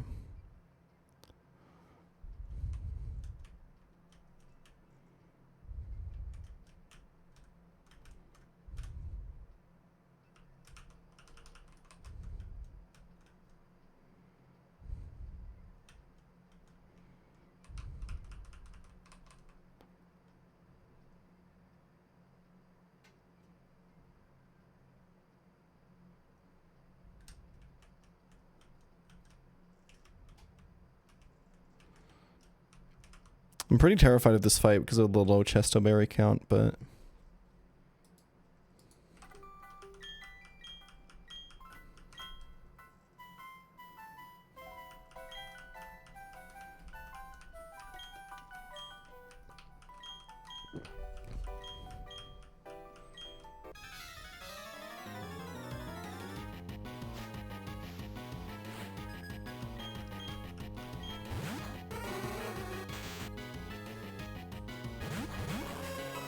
Alright. Goal here is usually to try to keep this Drowsy alive, but it's usually hard because Chansey does a lot of damage into it and has a lucky punch for a high crit rate. We're Insomnia Ariados, but AI doesn't actually know that. It guesses every turn which ability we are, so it can still use sleep moves into Ariados, giving us free turns. There we go.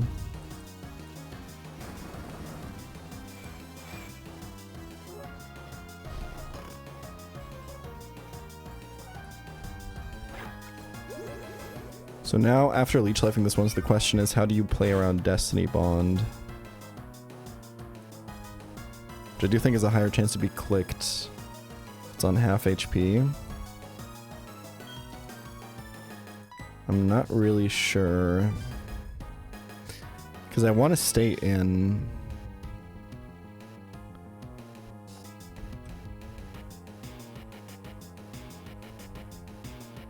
He can switch AI into Scyther.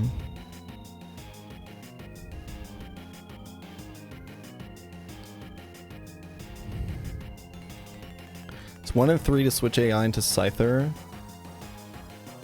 Because he moved first last turn and he has a Mon with a resistance to the move that I used that has a super effective move on the Pokemon that used it.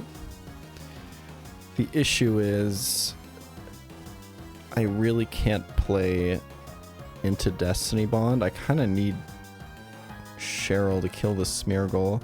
What is Cheryl usually switching to here? It's either Mizzy or... I don't even know.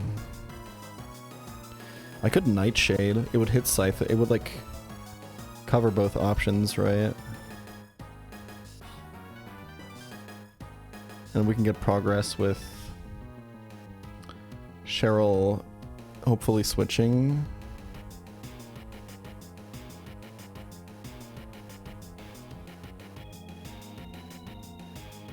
Kind of tough.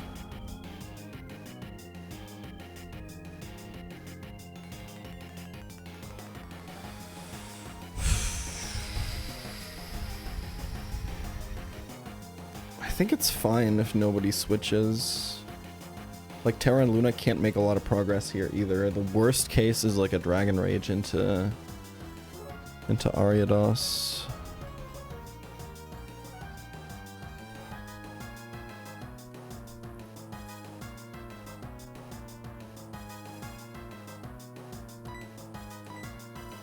Okay.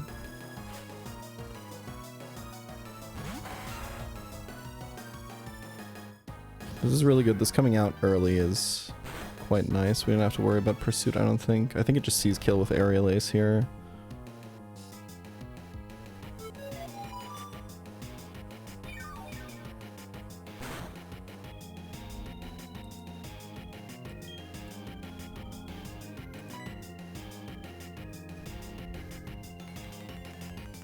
No switch from Cheryl. We can go to Chestnut. We don't have Chestoberry. And Drowsy can Hypnosis this slot, I think. It's not great, but... Chestnut can sit on this position for a while. It is U-turn. That's not great. Scyther can come back now. Okay. Oh, Reflect being up with Meditite out is so bad. And I don't think Meditite sees kill, but Mischievous is going to do a lot of damage into Meditite. I think we just literally have to catch this high jump kick. I think it's an Arbok turn. And preserve the Chesto Berry on Swalot.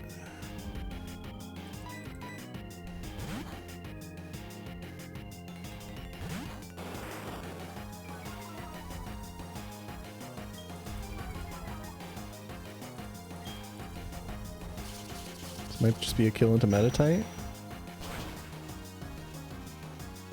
You're the goat, Cheryl. This is Haunter, I think, right? In both cases, and Haunter will see kill into Mischievous. Ooh, I think I can just crunch the Haunter here. This is really good. This is really good.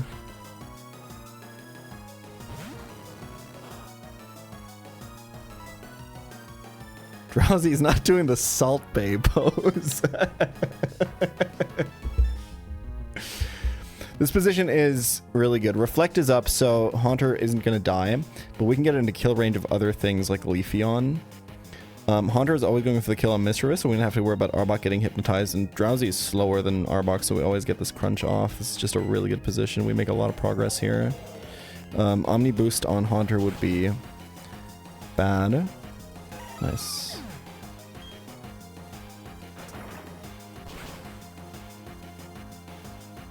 Oh my god, Arbok. She wants to be appreciated so bad. And the Drowsy didn't hypnotize. Holy fuck.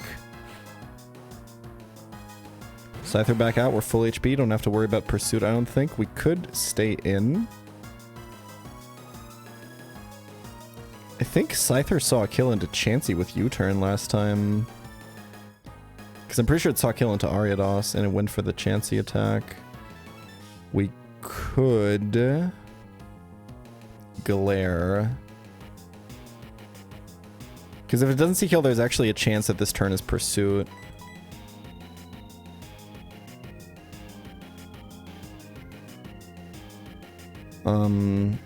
Let's see. Okay, so Scyther is Lumberry. What's the most tempo we can generate here?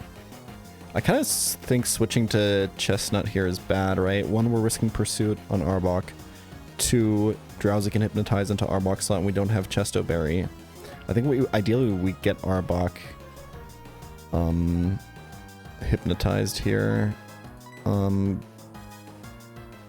We could glare the Drowsy, which could generate some free turns. But glaring the Scyther is also just good.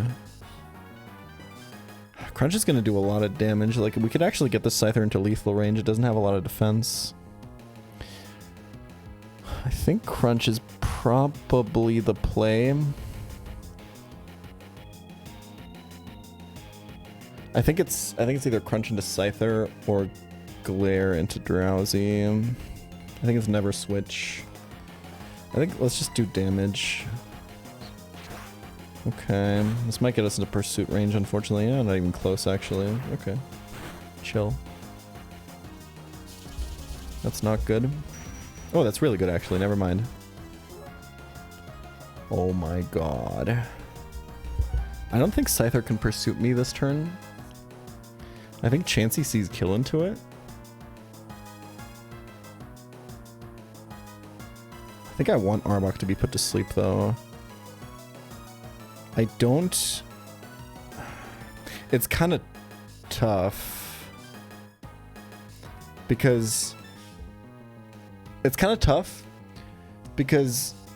If I kill the Scyther with Crunch now, Shadow Ball goes into Drowsy, assuming Cheryl sees kill. Which we kind of want to prevent. We want to keep the Drowsy healthy. I think it's actually Glare into Drowsy this turn. There's a okay, we could cover Scyther U-turn.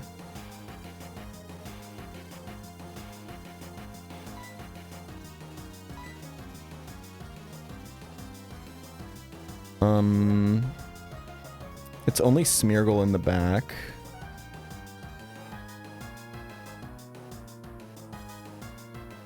Which I don't know if that dies to Crunch.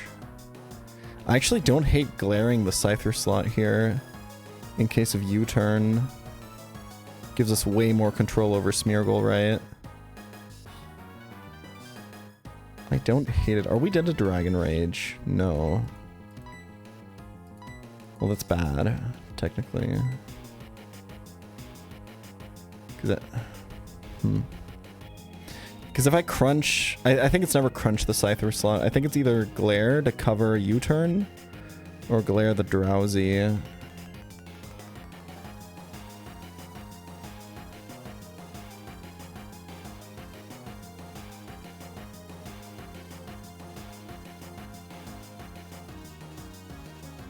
I mean, Glare the Drowsy is guaranteed value, right? Let's go for that. The question is if it is U-turn, what do I do? Is that situation bad enough that it warrants... No, because I just go to Ariados, and then I just kind of let Cheryl handle the situation with...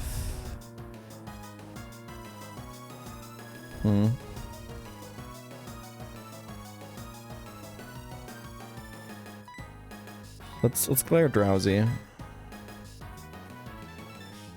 Okay, Brick broke.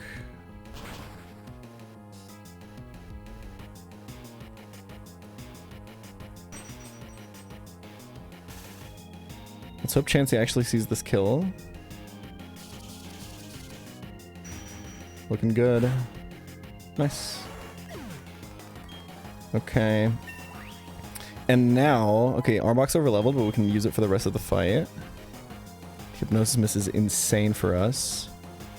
And now Smeargle sees kill into Chansey and should Dragon Rage. It did just Trace Intimidate, which I didn't think about. I think it's always Glare Smeargle. Yeah.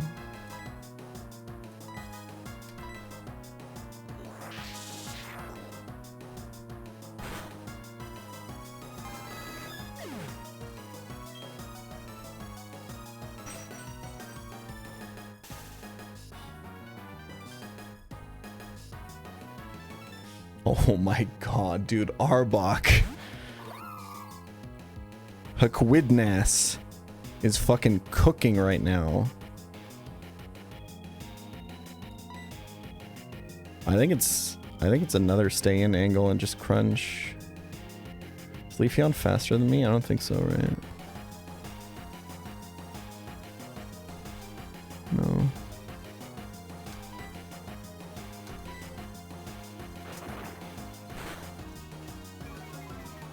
Defense drop too. This Arbok is going insane, man.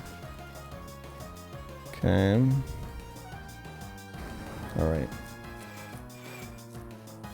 Bit of a break now.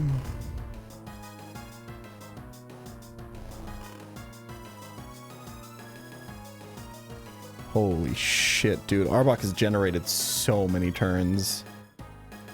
And we're gonna save the Oranberry too. It's never a sleep move.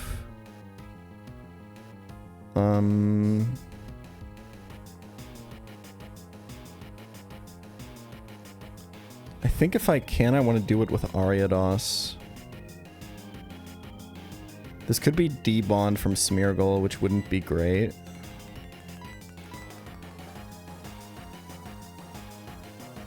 I think I want to not switch in my Chesto-buried Pokemon to save them for gym trainers. If I can.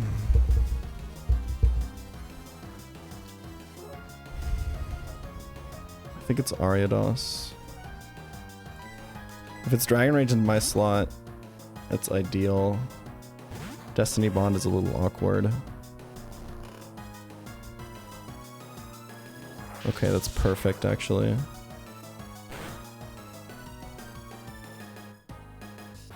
Okay. And now Reflect drops exactly. We kill the Smeargle. Hopefully Drowsy doesn't set up another Reflect.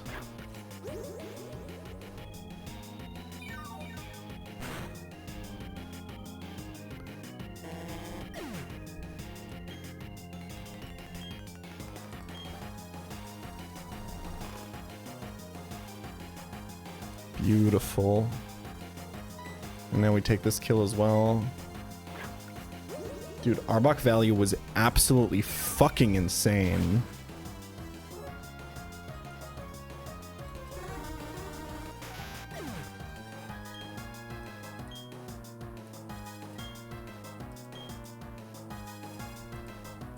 Good wake up too.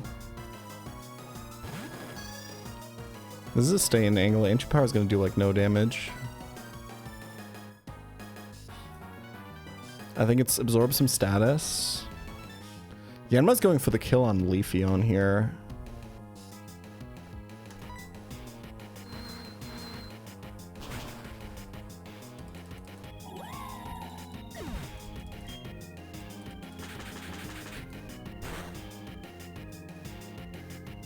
Holy damage. Melodic sees kill. This is where AI not knowing about Insomnia is bad because it can't hypnotize this slot. So I can't bring in Dunsparce early. I think it's just a Shadow Sneak. And then we have to think about it a little bit. But Melodic being out for Vibrava is also incredible. I don't think we want Ariados to get trapped by Vibrava.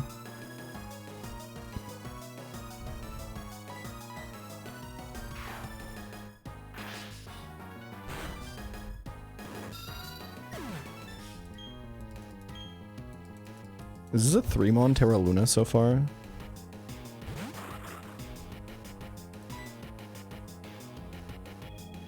It is.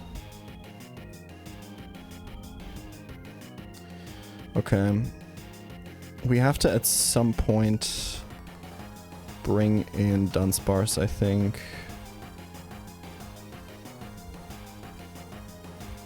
I think Melodic can bot out here, and then if a Brava traps us, it's kind of bad.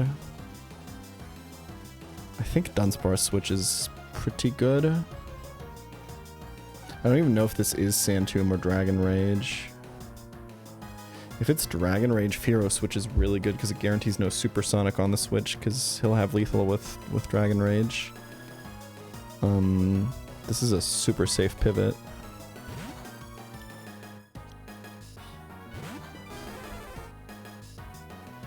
Yep.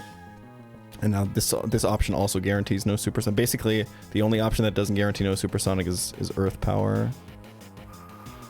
Oh my god, Melodic dodge is the fucking Supersonic. Oh, it means Vibrava can Supersonic again, but... Okay, and then we just use Arbok for... it's really low. I think we use Gulpin for Clefable, right? Okay, I do think it's a switch.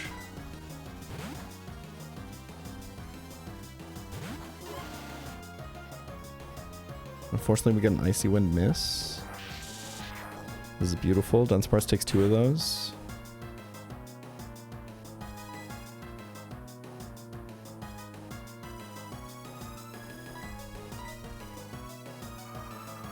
Easy.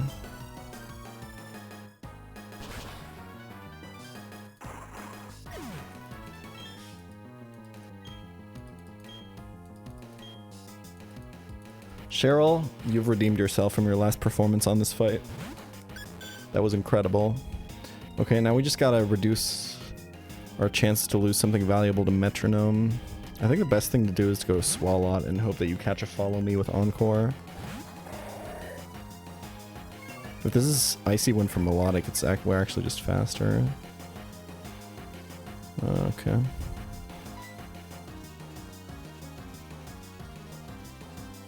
Let's try it. Nice. We're safe.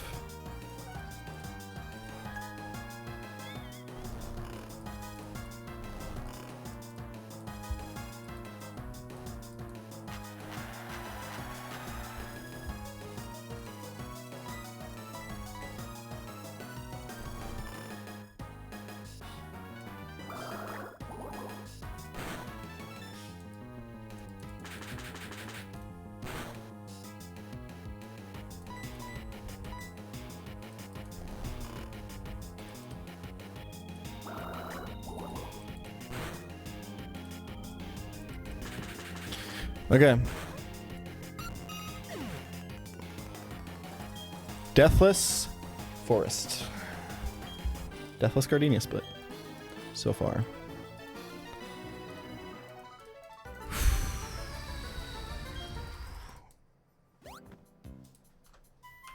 I think we're on par with best pace ever, right?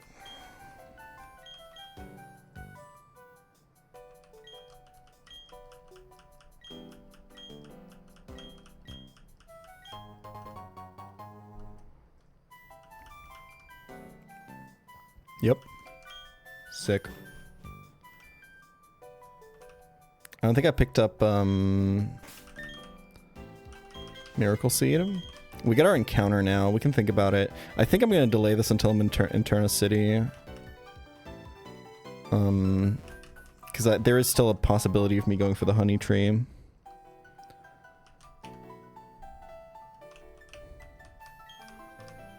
don't know why I try to just get on my bike.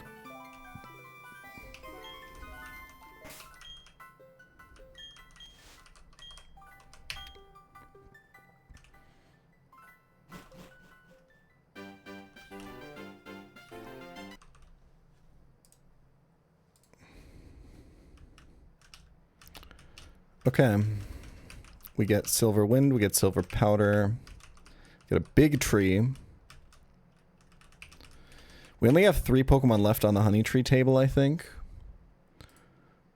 I think let's think about this for a second. So, what do we actually need, right? Hold on. Oh, by the way, I saved every single berry during that fight. I didn't use a single one. 2 Chestos going into gym trainers is really good. It's like above par.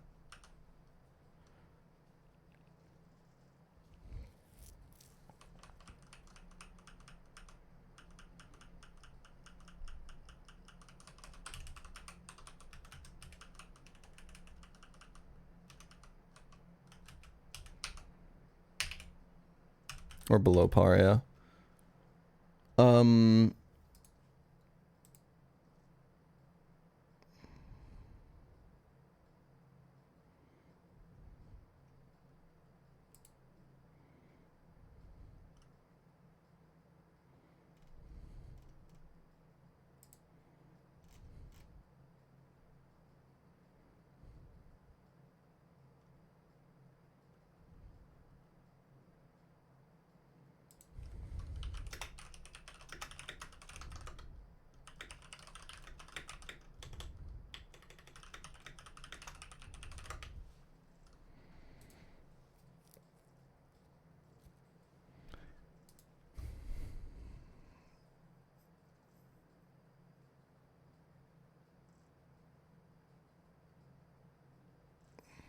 Okay. Let's talk Gardenia real quick. So it's going to be a standard Delcatty opening, and then the big question is, what do I do on Rotom? It kind of almost has to be Shiftry, right? My Fraud Sing strats kind of let me get away with more stuff if I get lucky, but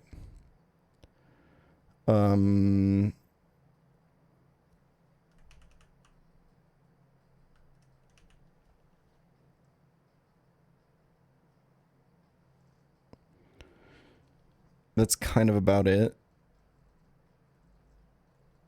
I don't think I have a better option.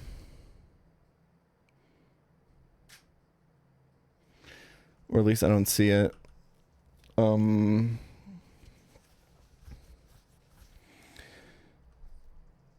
Shiftry baits Roserade back, right? Yeah.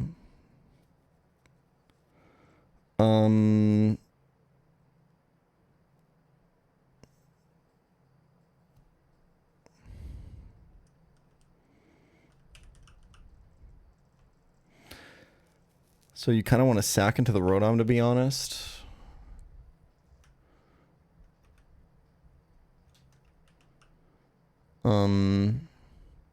Like, even if you get advantage off of... This is so bad.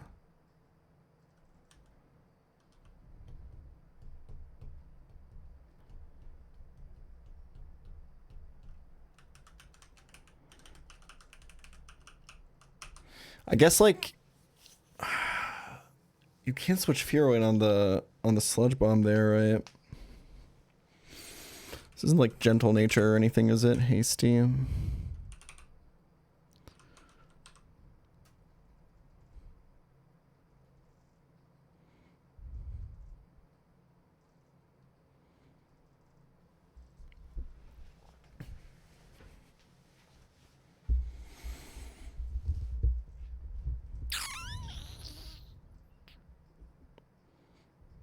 Can I bait Petal Dance?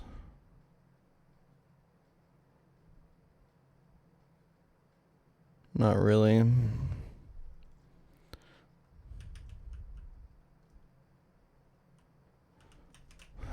I think I have to sack at that point. So it'd be like Bibarel.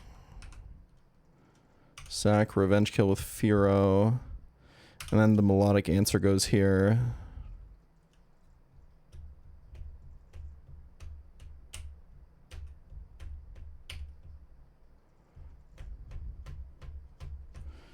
Which I just don't have.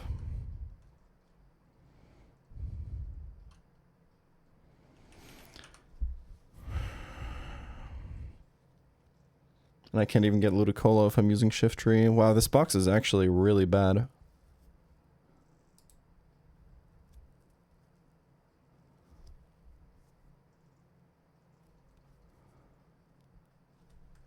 And then how the fuck do I beat Torterra? I guess it has to be Wheezing. You think Swalot can do something? It's slower. So probably not.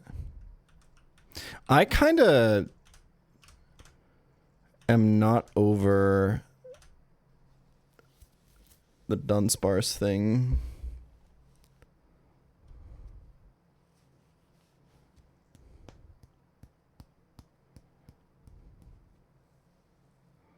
Yeah.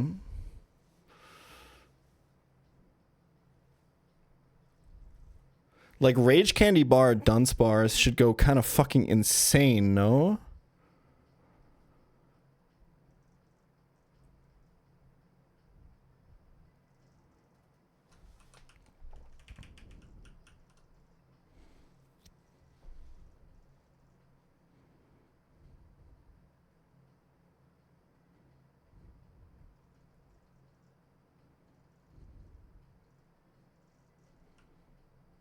Yeah.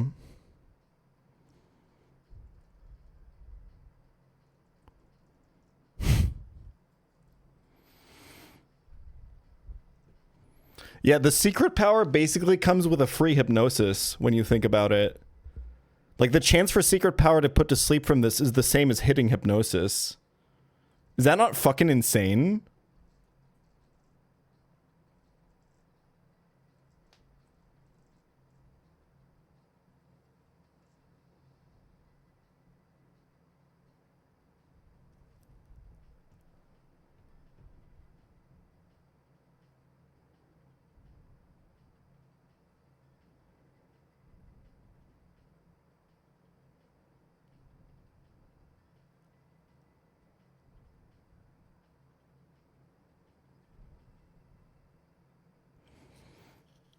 Oh, Hypnosis is 70 in this? Okay. It's 16 later gens though, right?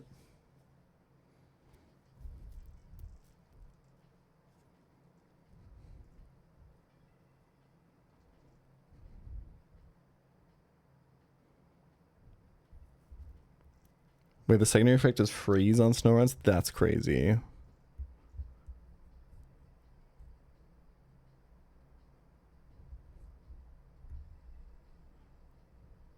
'70 specifically in Black Kaizo, okay. Okay, so this is where the melodic counter goes. So we have to take a turn of forest grass. Got it.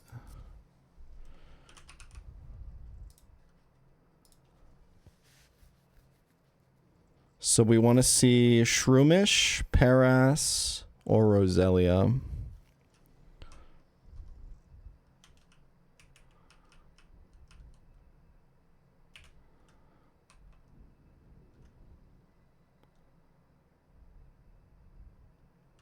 I feel like Ariados only works for Torterra if you're Intimidate, no?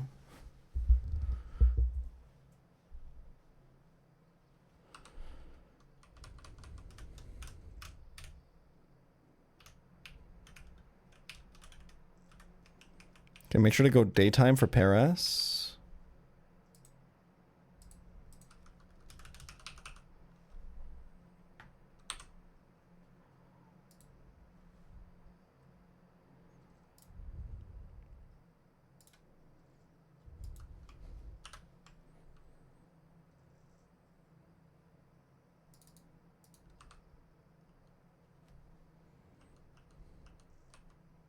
Oops.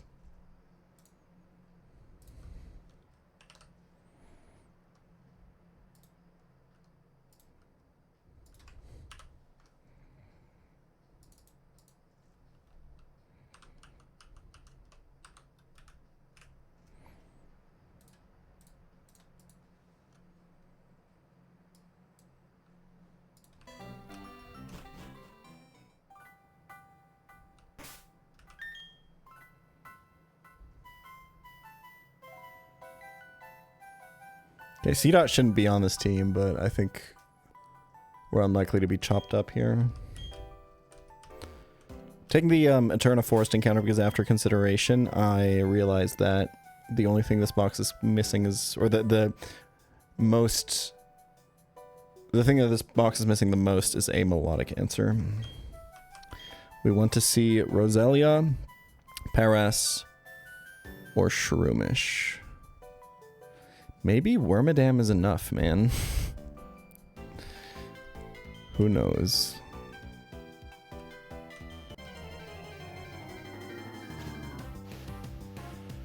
That's a dupe.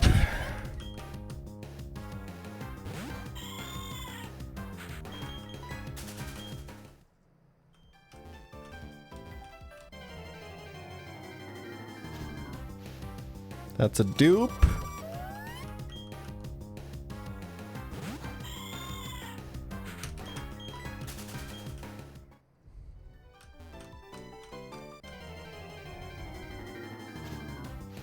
Let's go! I've been so excited to use this. This thing is bonkers. This thing is absolutely nuts. It gets and maintains the dry skin ability, which heals you on water moves.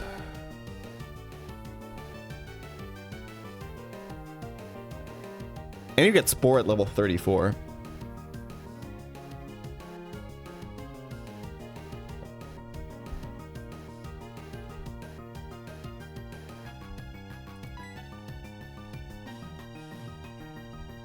Dry Skin Bug is notably not in this game, no. In Vanilla Gen 4, AI does never see Dry Skin as an ability that exists and will just use water moves into it if it's the highest damage. It's like the best ability in the game. That is patched out in Platinum Kaizo.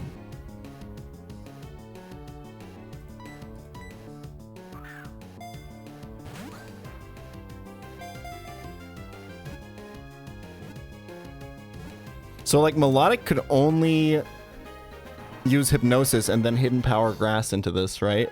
Until it sees kill with Icy Wind. So as long as you're guaranteeing no Icy Wind on the switch in,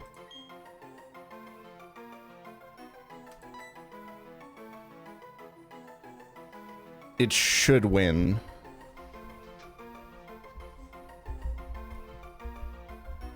Because you're slower, so the only way it can Icy Wind is if it sees kill.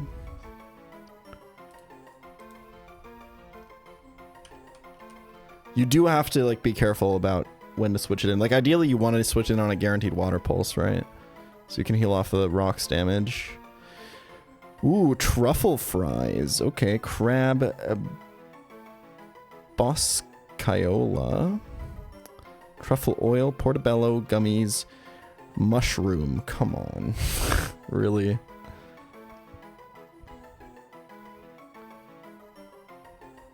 Cordyceps. Shiitake.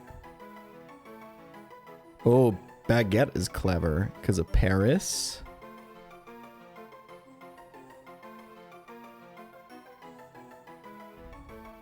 Roquefort.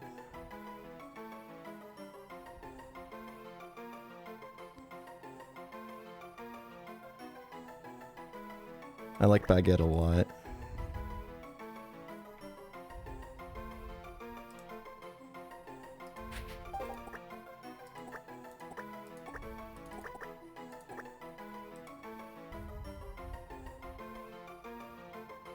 When you think about it, this whole nickname Patreon thing is just me playing the make some noise, name this thing game with you guys.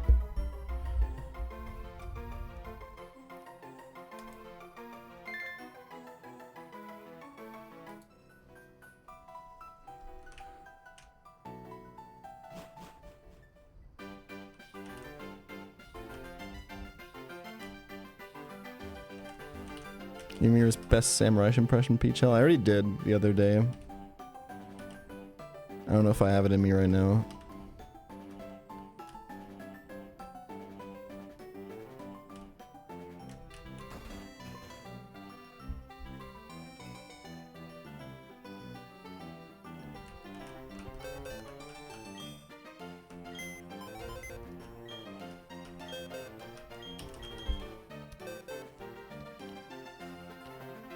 Give me your best samurai impression. I remember as a kid, I loved Samurai Jack. I watched it so much. And I was trying to think the other day, does Samurai Jack speak? Or is he a silent protagonist? Because I don't remember him ever speak, but he must speak, right?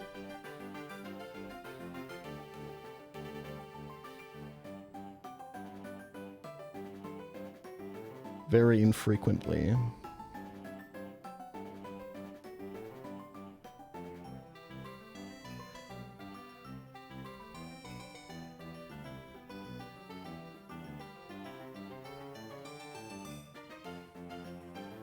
Very cool show, just stylistically, I think.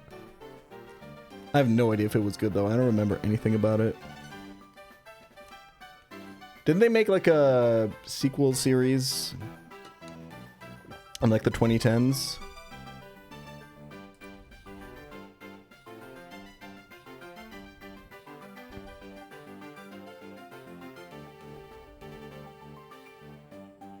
I think I started watching it again as an adult, and I watched it for like 3 episodes, and I didn't fuck with it, but...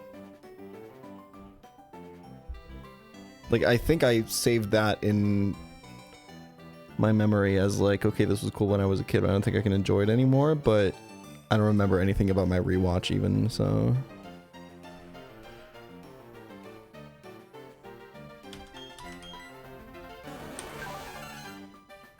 Lonely Nature, that's minus defense plus attack. Not great, not terrible.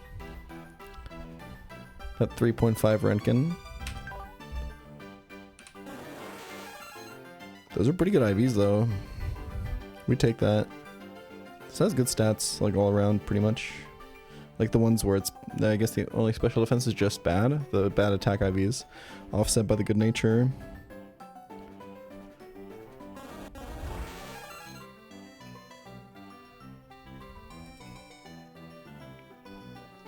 I mean, 28 speed IV kind of matters if you're 30 base. That's like 50% of your speed stat from IV there.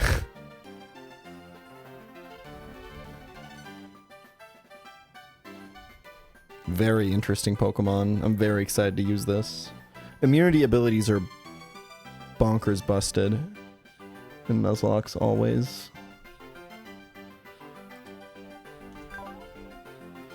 We have Dark-type Absorb, we have Megadorn, we have Aerialist, we have Stun Spore.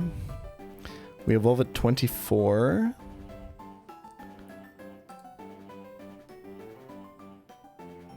We don't get any new moves. after this. We could teach Bullet Seed, obviously, but we're locked out of a physical grass move if we don't teach Bullet Seed TM until level 39, which is after Fantina split, so it's worth thinking about teaching this the Bullet Seed TM.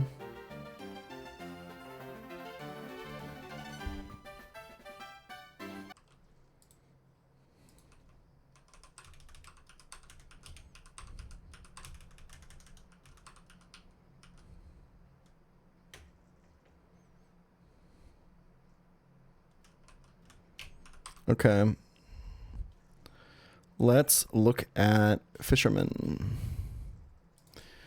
These fights are not to be underestimated, so let's lock in.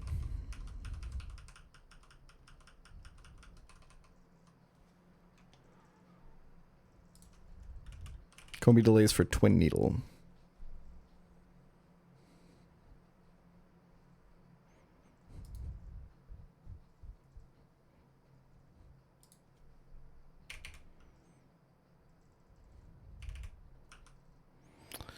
I like Dustock's lead on this fight a lot.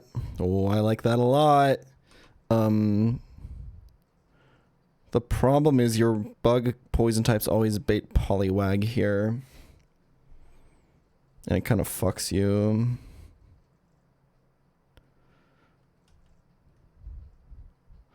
Parasect lead would be interesting, but I don't think you can outspeed Carvana.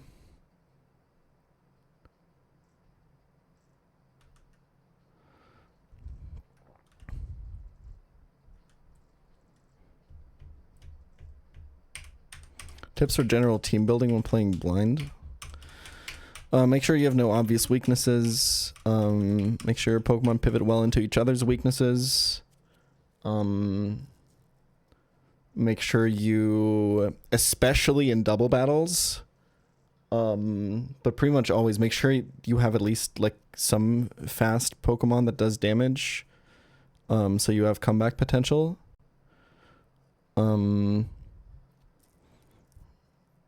And having at least one priority move is always really good.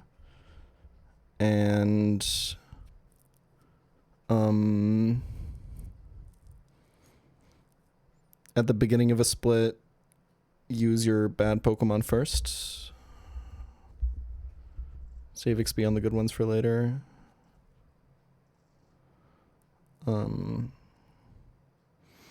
Depends on the game that you're playing, though, because in some games, like Sacred Gold, for example, where you get infinite Protect TMs and infinite Leftovers really early, you just spam Protect and Leftovers on everyone. Something like Renplat, it's really good to fill your move slots out with stuff like Endure, which is kind of like a semi-Protect, plus something that can proc the infinite. Like, basically just evaluate the resources the game gives you, and then see if you maybe want to build like a stall team, because that's probably going to be the best if you're playing blind.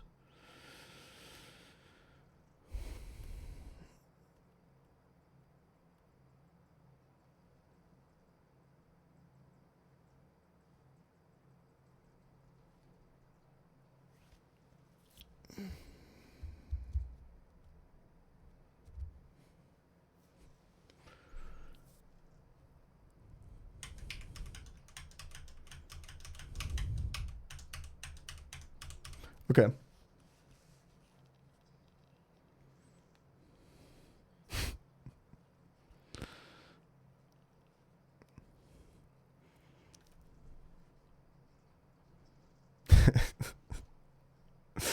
You're so dumb, bro.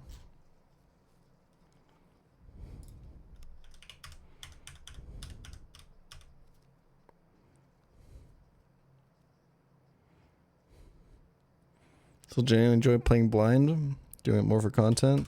I've said this before, I'm in the really lucky position to where the thing that's most fun for me usually lines up with also being the best content, so if I wasn't genuinely enjoying this, I wouldn't be doing it. Because what the fuck would be the point of all of this, man? Like,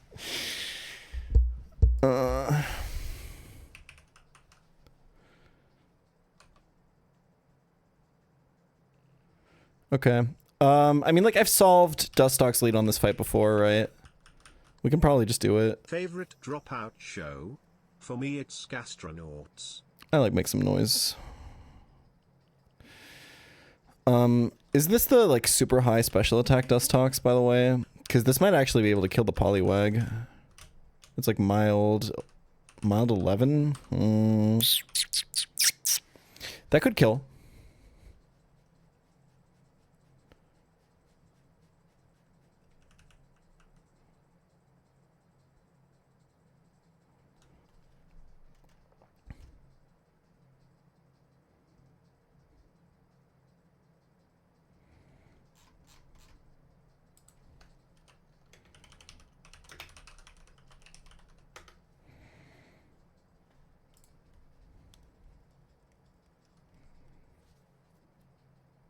I really think I have a different lead that makes sense here, right? We could do Parasect, I guess. What is Parasect baits? Let's check Parasect speed.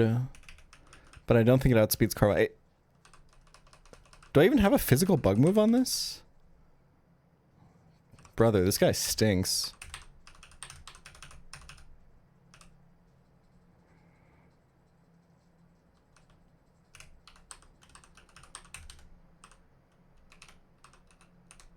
.26 speed. It's way too slow. I guess like baiting guaranteed Carvana bounce is maybe not bad because you could go. I don't know, man. This Poliwag is actually such a fucking freak. And is not to be taken lightly. It's kind of really hard to find something that like switches into this and outspeeds and kills it. In my experience, although you could probably just go Delcatty. Yeah. Let's do Dustock's lead into take the kill with Delcatty into baiting fucking I don't even know. I think it's a Whooper, right? Can go Parasect on that. Let's make sure to actually level.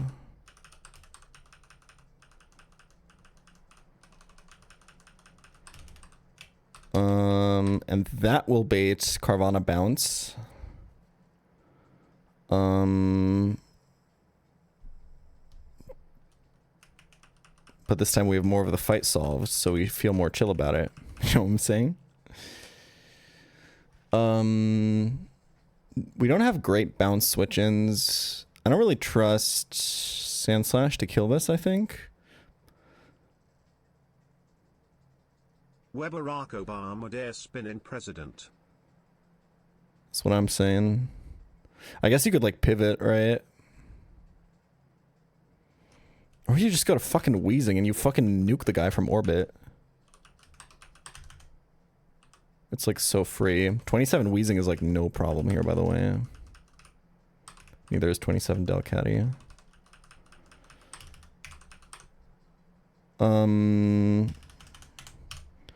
And then it's just Tentacool and just stat check it with Dunsparce, I suppose? Or do I look at a more interesting answer? We could do like Azu or something, but I think Dunsparce is just free. We have a slot open, so let's make sure that the Poliwag doesn't go completely crazy. Not really sure how we can do that. I mean, we just need something that's faster, right?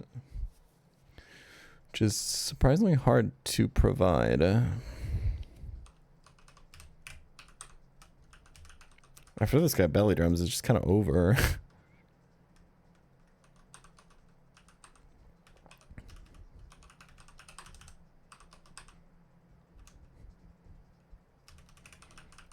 Let's go this guy.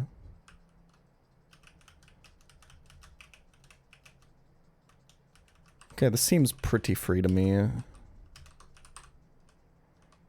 Let's pre-sleep. And, Silver Powder, Quick Claw. Oh, we get so many items now, actually.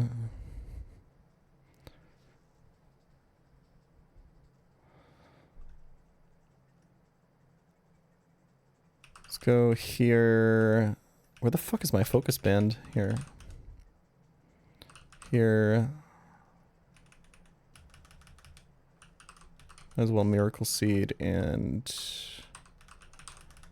Shell bell and silver powder.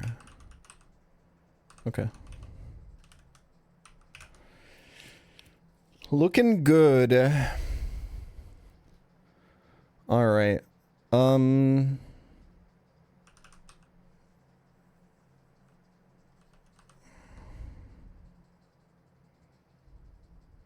Think a monologue without TM HM is possible in Pokemon Blue. Yeah. Gen 1 is literally so easy. The AI is really dumb in that game. It just has like a 30% to click like random moves, like random status moves for like no reason. Like over lethal. Like...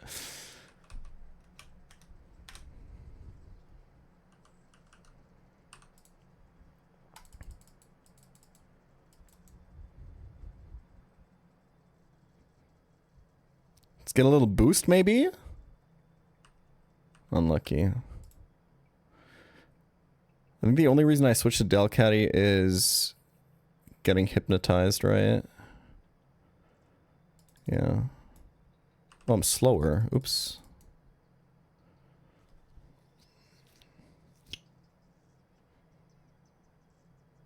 Oh, pre-burn Dustox here is actually like a decent idea.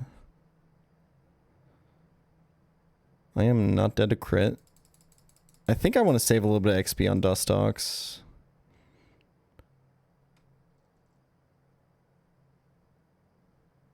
In case I want to bring it. I'm probably not bringing it to gym trainers though. Let's keep playing, I think. Let's just go here.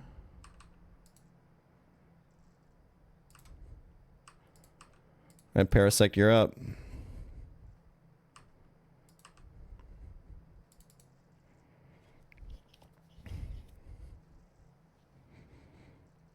What is Parasect's special attack?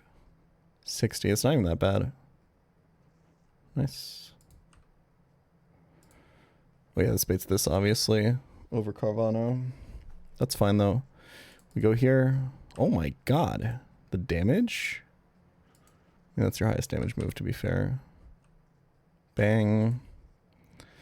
You are clicking, like, I don't even know, but I think Wheezing just is your father.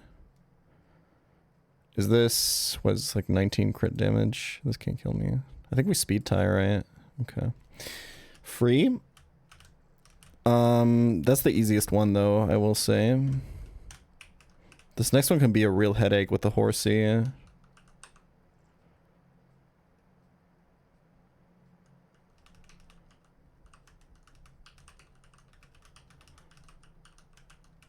Why isn't there an option of switching after KO? Because hardcore Nuzlocks are always played on set mode.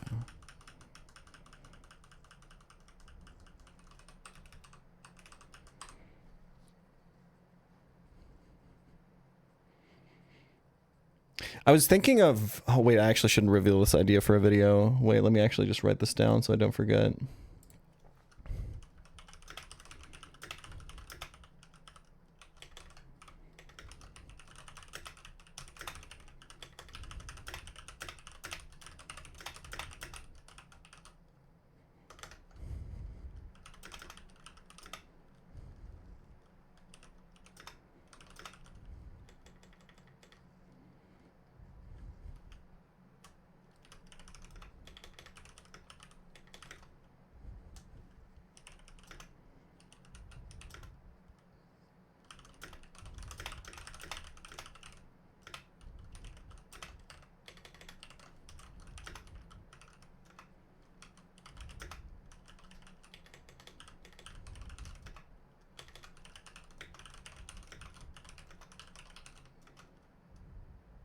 Wait, this is a really good idea. Hold on.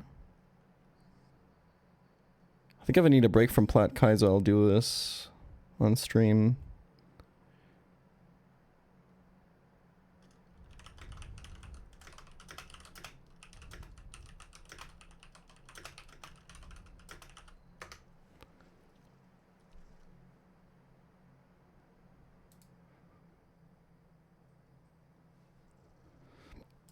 Okay, Shalelos in the lead on this one.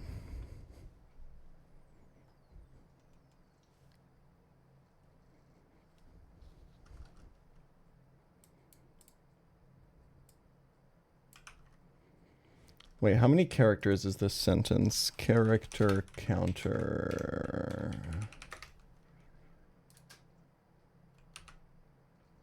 53. Fuck. And we can shorten it.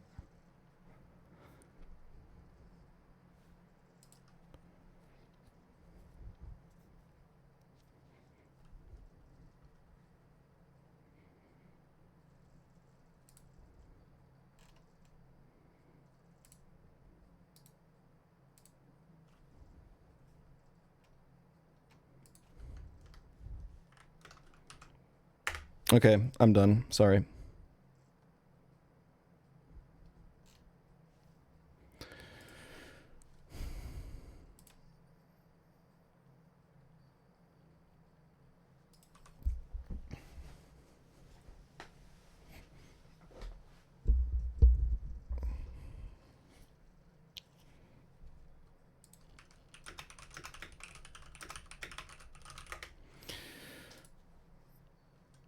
Okay. How are we killing the Shellos? Oh, surprising! It's surprisingly hard to kill this thing. I guess we could do Nuzleaf, maybe. We get Giga Drain. If that kills, which it might not, because it is just a fucking Nuzleaf with a base special attack of drumroll, please. Get in your guesses now. 60. It's the same as Parasect, actually, so we could just use Parasect here. Oh, Parasect actually is so nice on this fight. Hold on. Can you go infinite on this horsey with Parasect? No, because you have to switch something into Dragon Rage, obviously.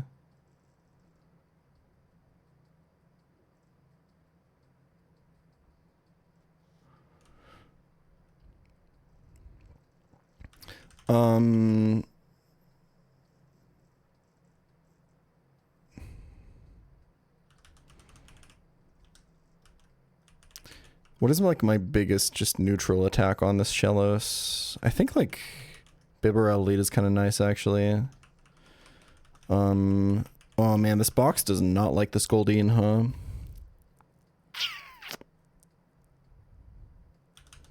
This box doesn't like this trainer at all. My defensive options are really bad this run. It's basically all Chestnut. I think I'm going to want to Rock Smash in Eterna City, maybe.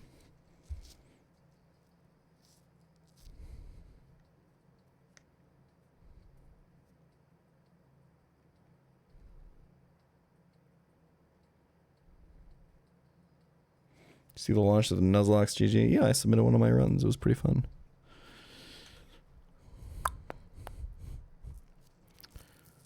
How the fuck do you beat this Goldeen with this box?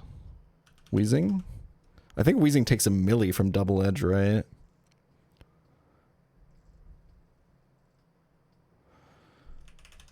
I think it's a Zoomeril, maybe. It's not fast enough, though.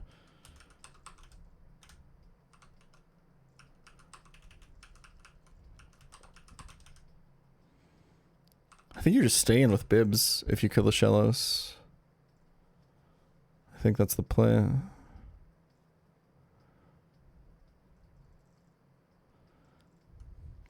You can also pivot Chestnut.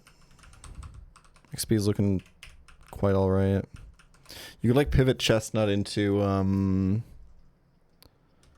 Dunsparce is too slow, right? I mean, like, Rain is probably going to be up anyway. I guess he could go Caestus, but you're not doing that much damage.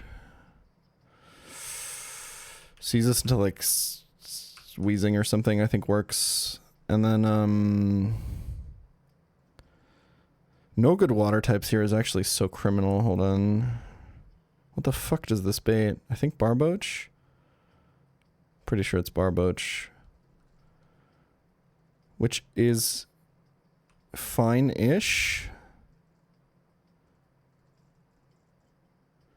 Because, like, it's just not very good Pokemon. You just go seize this and you fucking kill him. Are you faster after he Dragon Dances? Nope. That's fine. We got, like, Aqua Jet and shit. And then it's Dratini, I think. Which also doesn't love. So Super Slamma actually destroys this Horsey. Holy shit. What a fantastic counter. And then what are we doing on Dratini?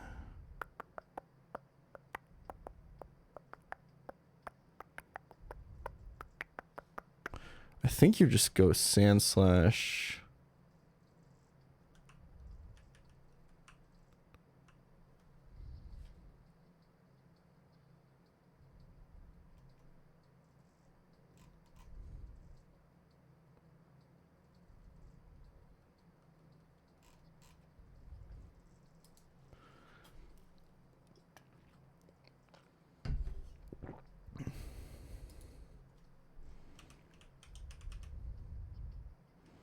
I think Sand Slash beats the Dratini, right?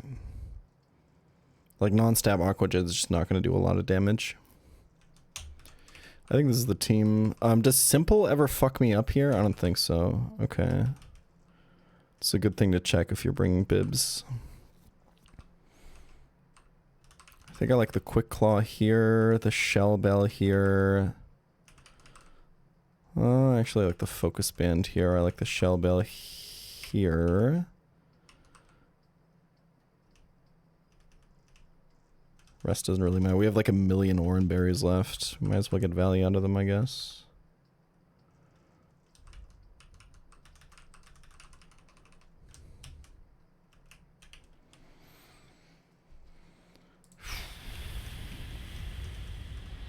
Parasect surprisingly does not make it on this team.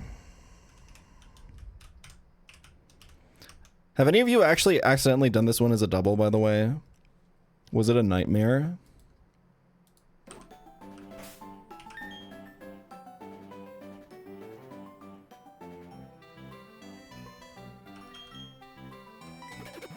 We have to be a little bit careful about Bibarel XP.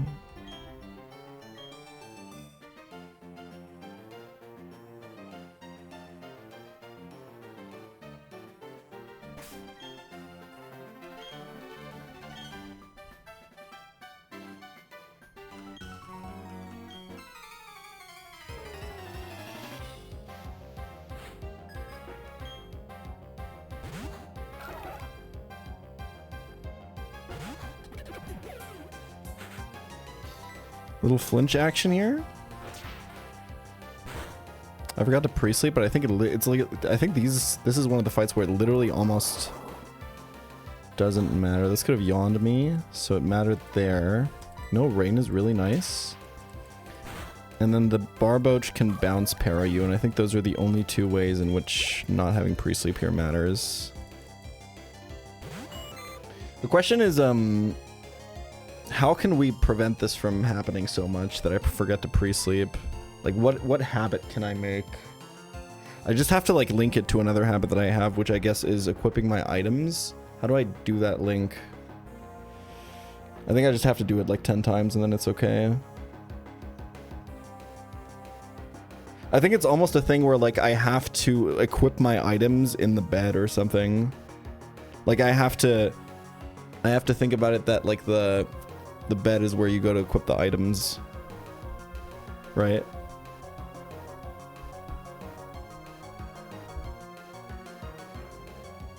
Dude, the taking off items after a fight thing is a habit that I built during Drayano Gauntlet. It was actually really cool because you could see in action as I built that habit.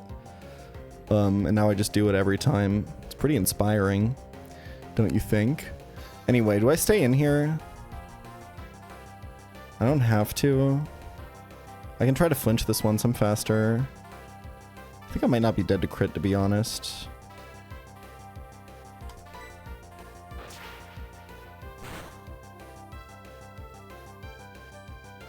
Okay, now we can just quick attack. I think the XP is fine. Every time you pre-sleep, you have a cigarette. God damn it. Let me just sanity check my XP.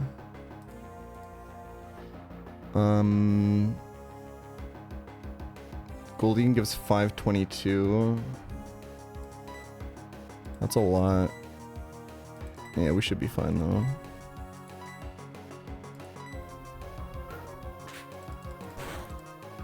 Bibarel is kind of a monster, man.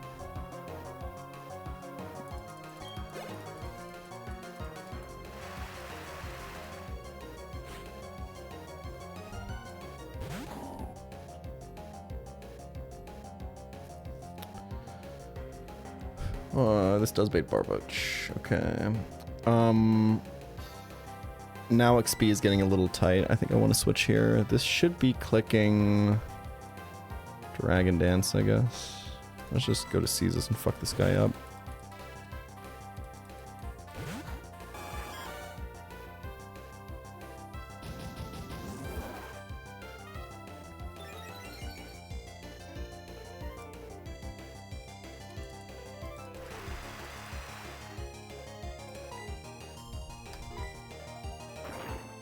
.60 base power dig. If this had Earthquake, this thing might actually like be a bit of a threat, but even at that.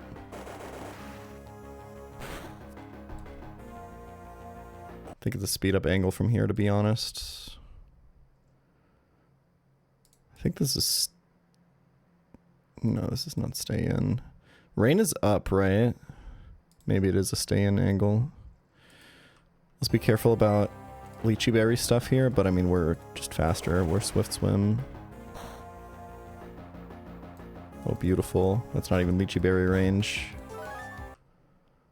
Okay, we should be safe, I think. And I think Azumarill just fucks this guy up completely, right? Super Slammer. Okay. One more fight before Eterna.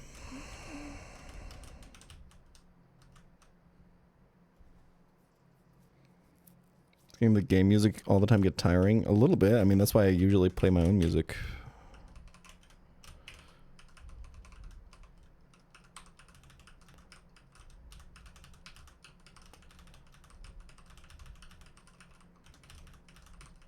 Okay, I'm putting my items in the bed, and I have to get them there later.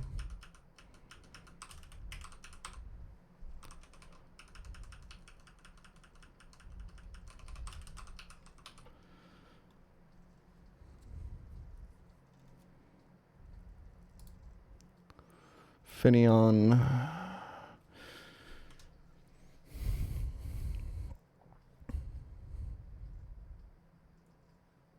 What is like the actual W answer for this card? Because I feel like if Rain is up when Delcatty comes in, you can still die to Swords Dance into Aqua Jet crit, right?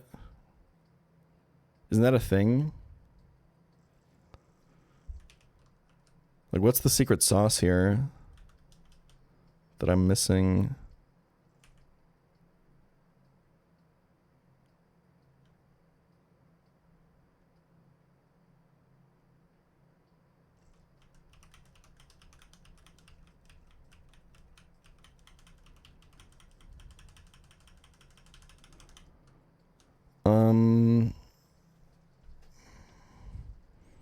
This Chinchu is also like not a joke.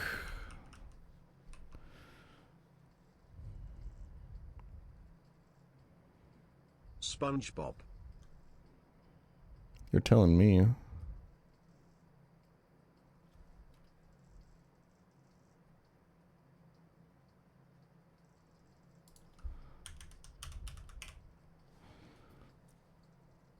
What is Delcatty lead bait? It's Chinchu, right?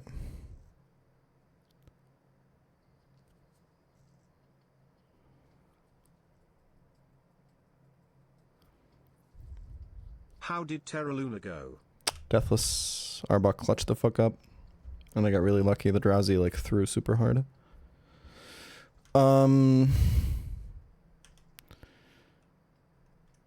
Do we have something that we think can actually kill this Finneon? I don't think so, man.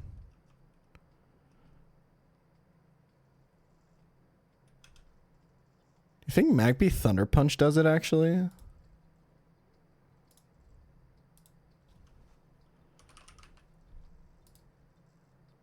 Not what I'm supposed to be looking at. Fine Bob. 49.56. Weasel is 55.35. Probably not.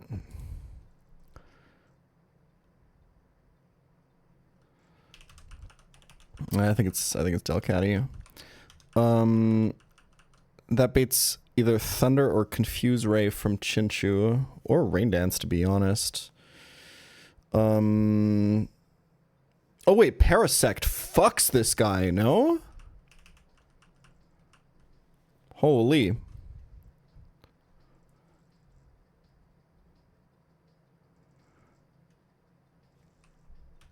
Like, you can just pivot Sand Slash and just go infinite on this guy, right?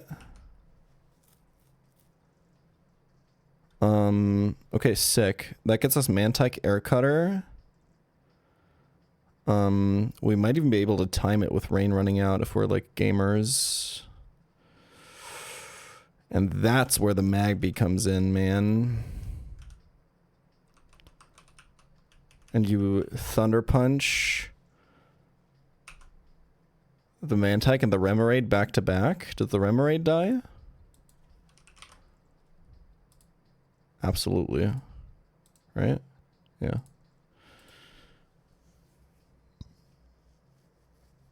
And then we actually have guaranteed no Rain Up. I guess unless Mantike doesn't see kill into Parasect, which is possible.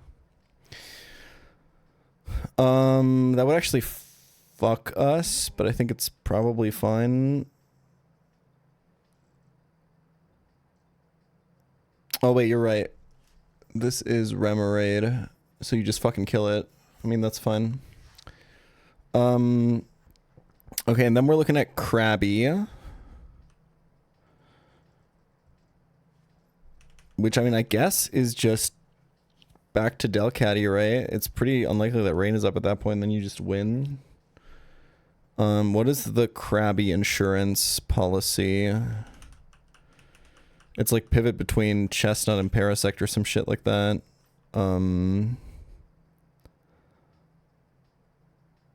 Maybe like Wheezing is in there or something. Yeah. Okay, this looks like a fun fight.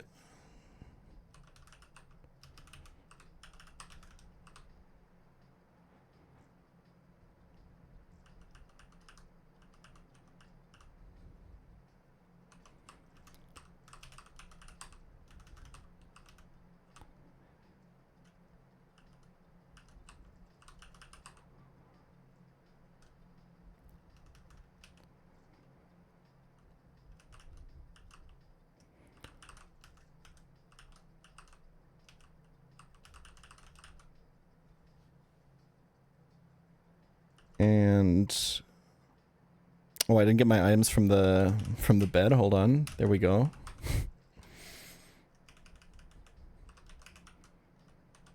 Plume Bob doesn't need an item, but we'll go Oranberry. He's getting used in the absolute worst case anyway. Okay, there we go. Okay.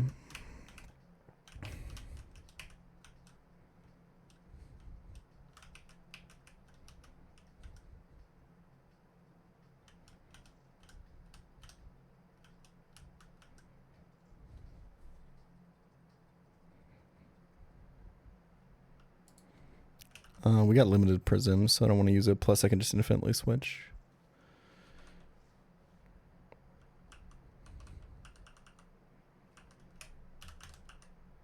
Don't mind me, just waiting for a catch to swim by. Got one. Wait. If Dragapult is pregnant, that means Dragalge. My man, cool face emoji. Shut up. I think we go Sand Slash first. Here on the brine. We're dry skin.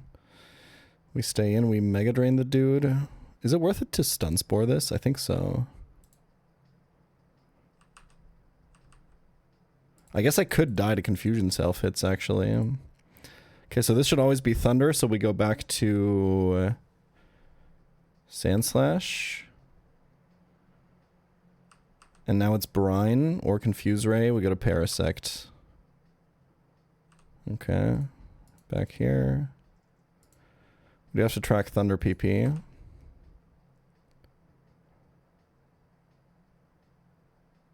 We have to do this for a while anyway. Because we have to wait out rain turns. But Parasect is also just getting healed by rain now. He just doesn't want to click Brine, huh?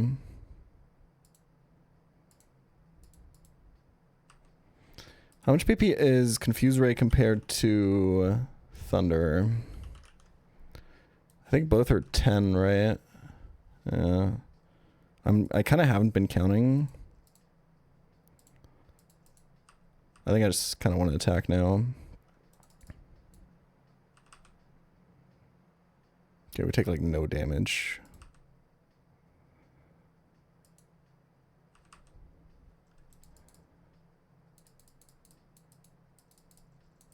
Killing with crit there is actually not great. We do want to wait out the rain turns. This getting paralyzed is completely fine, I think.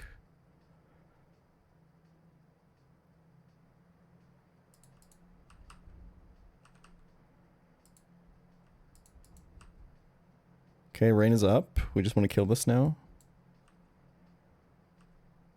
Bait in this guy. Hope that he doesn't rain dance here. Nice. Oh my god, it was a crit. And we just kill with Thunder Punch.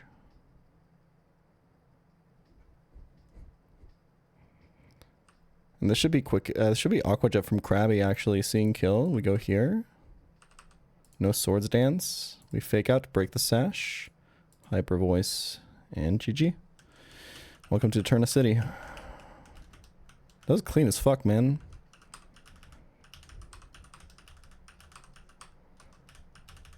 We're already seeing the value of Parasect. Like, the potential here is really high.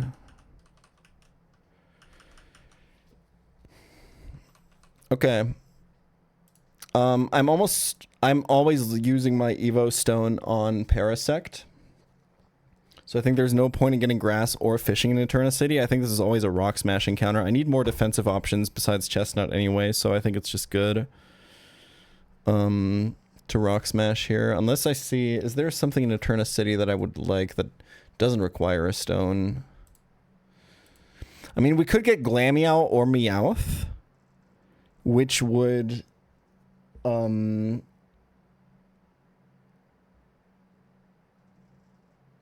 the fuck are these recommendations? Am I logged into the wrong account or something?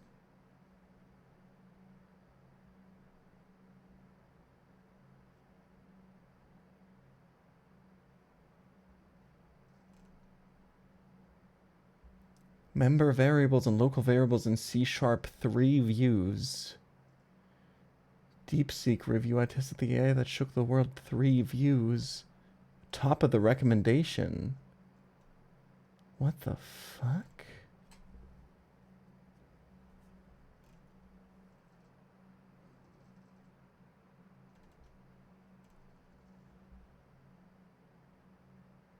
All right, let's try a new set from the recommendation algorithm. 94 views, 1 hour techno performance, 146 BPM hard groove.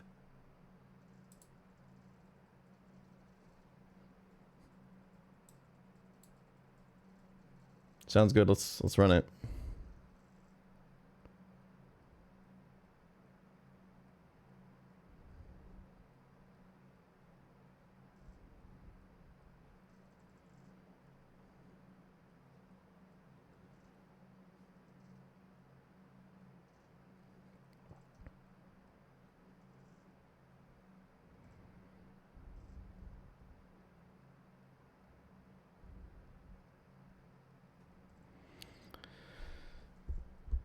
Okay.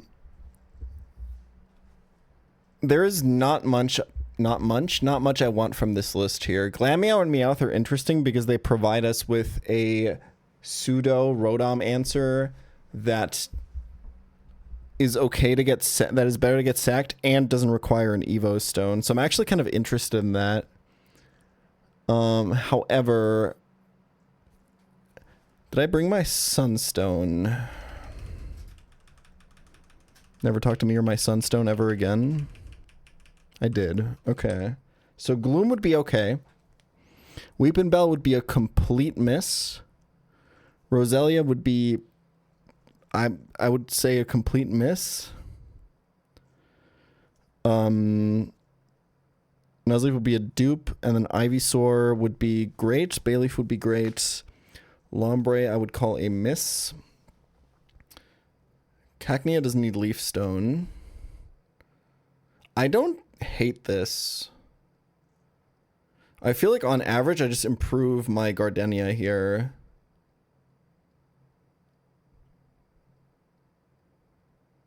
And it means I don't have to, sometimes it means I don't have to commit an Evo Stone.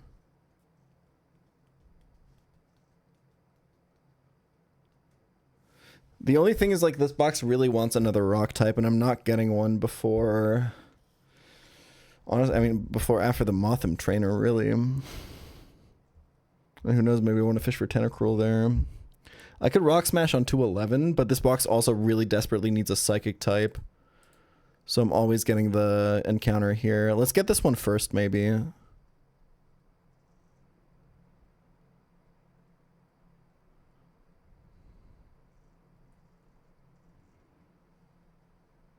It's a little suspicious right now.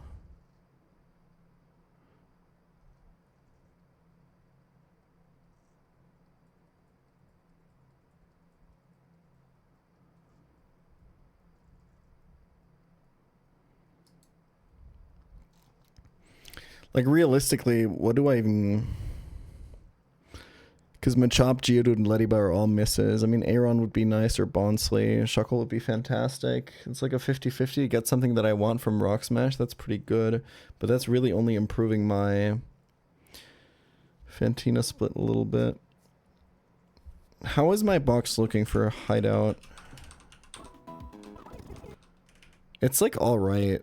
We don't have Shield Dustox. We don't have Ninetales. We don't have Xatu. I'm not gonna lie, we don't have Brawn. Like, how do I even kill, like, anything? I'll be honest, this is not great, but I think none of the Rock Smash guys help in the parts where I'm weak, so...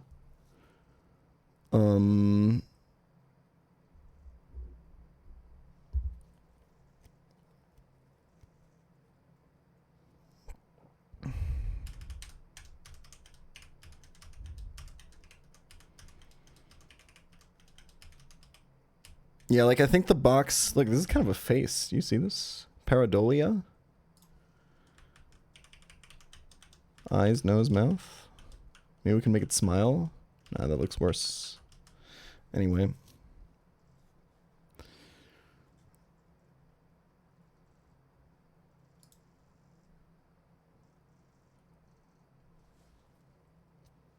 Okay. I think,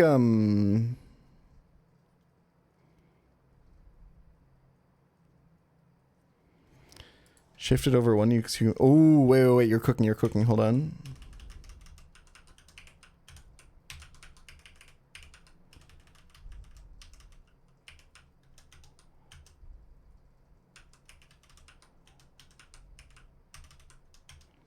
Like 20 people in chat just learned that you can select Pokemon this way in Gen 3 and Gen 4.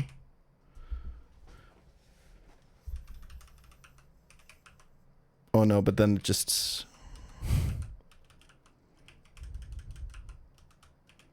Well, that kind of works. What the fuck are we doing? Okay.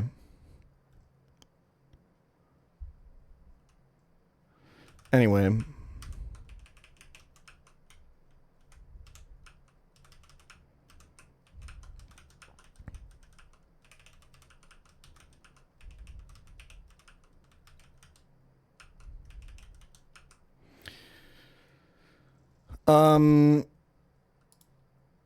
Yeah, I don't think the rock smashing is a good idea. I think we should take grass in both. And there's no reason to do any order over any other order. So let's remember to buy nest balls, though, and put, like, good Pokemon on this team.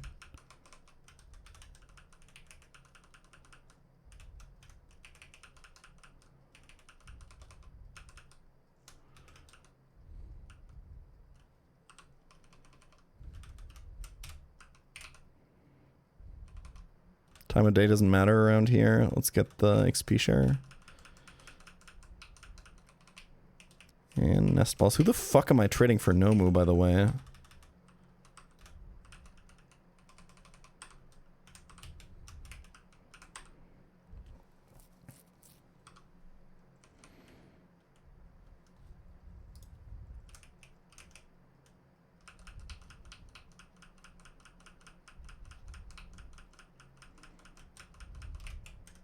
Dragon Scale Tech. Oh, I don't think I kept like anyone under 24, no, except for Starly. GG.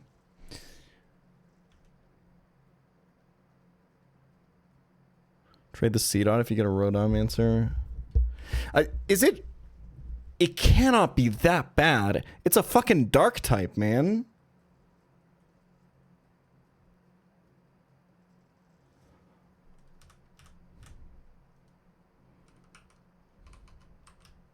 Okay, time of day doesn't matter here.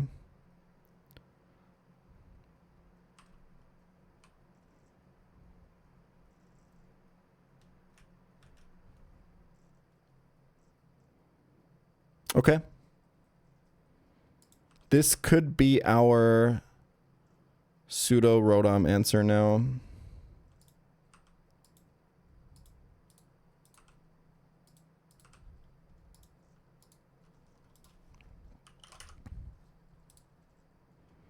What was this again? Was this Trout?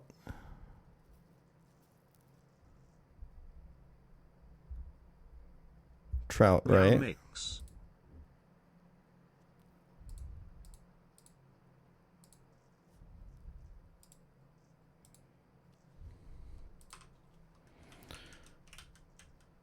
Okay, give me a good psychic type.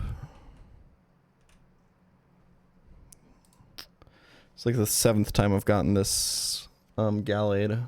I'm like still not excited about it.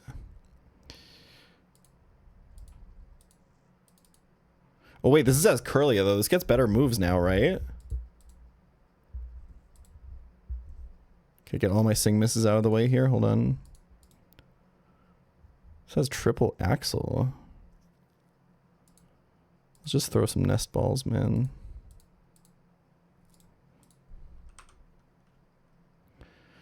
Have we had this on this nickname theme? This was Salt, right? Yeah. Okay, I've never gotten this as Curlia. I think it gets a better moveset this way. As a Gallade. It gets triple Axle, Blaze Kick for coverage. And then you get Zen Headbutt at 28.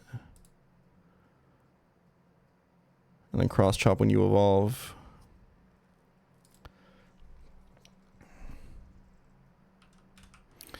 Okay, not exactly what I was looking for, but it's kind of like the lowest end of the stuff that was possible from what I was looking for, which was an alternative Rotom answer and a Psychic type. Oh god fucking damn it, man.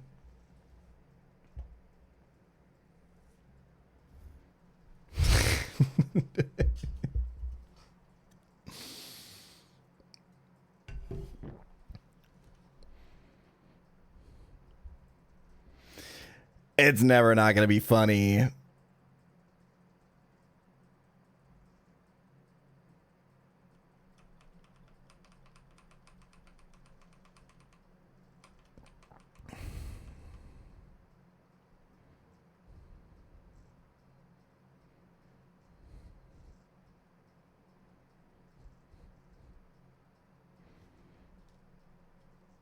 Wait, we pause the music to make the transition more believable. We got a minute left, guys.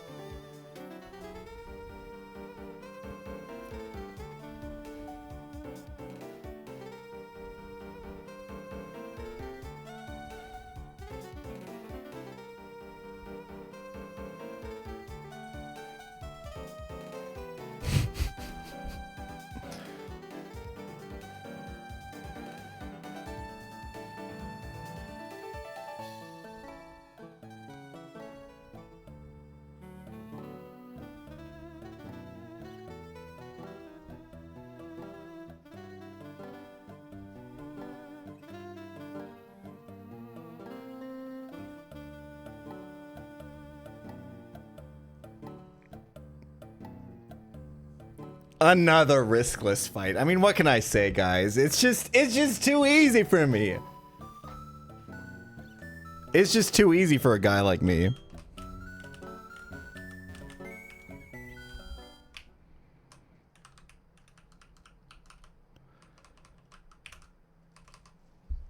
Just hit like 4 things in a row. It's fine.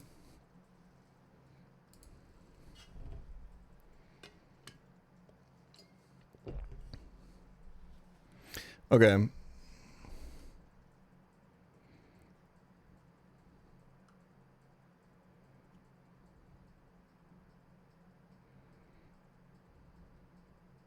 Let's check IVs. Greatest Nuzlocke of all time, still deathless against Cynthia.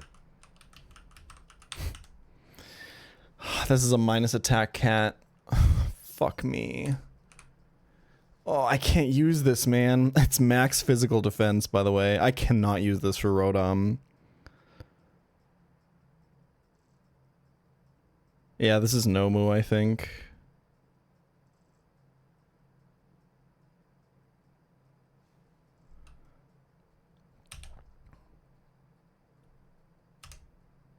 Plus speed Gallade is nice. Okay. Yeah, this trade's for Nomu. I don't have to do it right now. I don't need the charcoal for anything. My fire type situation is actually pretty good, even though I don't have Ninetales. I think this is looking okay, all things considered. And I'm excited to try out Shiftry for once. To confirm that it's just as bad as people are saying, I guess. Oh yeah, moveset for Curlia, sure. It's Pedal Dance, Blaze Kick, Triple Axle, Confusion.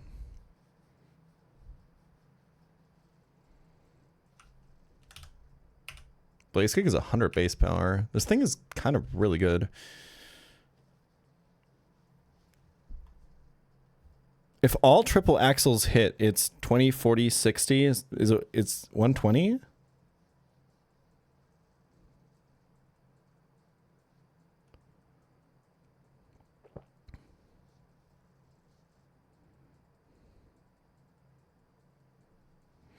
Okay. No, this does not beat Torterra. Corellia has 35 base attack. Okay. I'm done for tonight. Gotta stick to my stop streaming time a little bit more. Hoping for a more productive day tomorrow. A Reddit review tomorrow. Get your Reddit posts in, everybody. Reddit review tomorrow.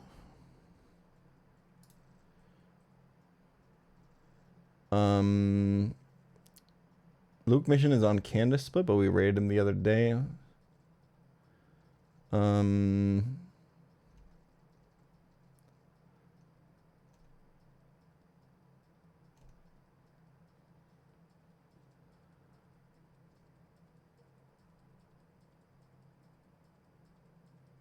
We will raid Snomunism.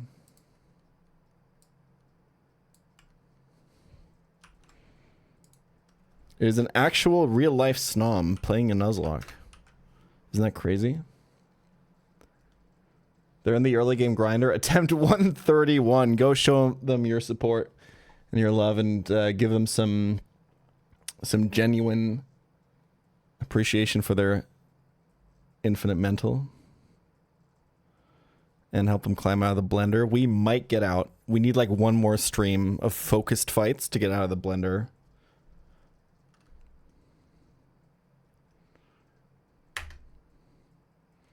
Thank you all very much for watching. I'll be back tomorrow. Enjoy the rest of your night. Peace.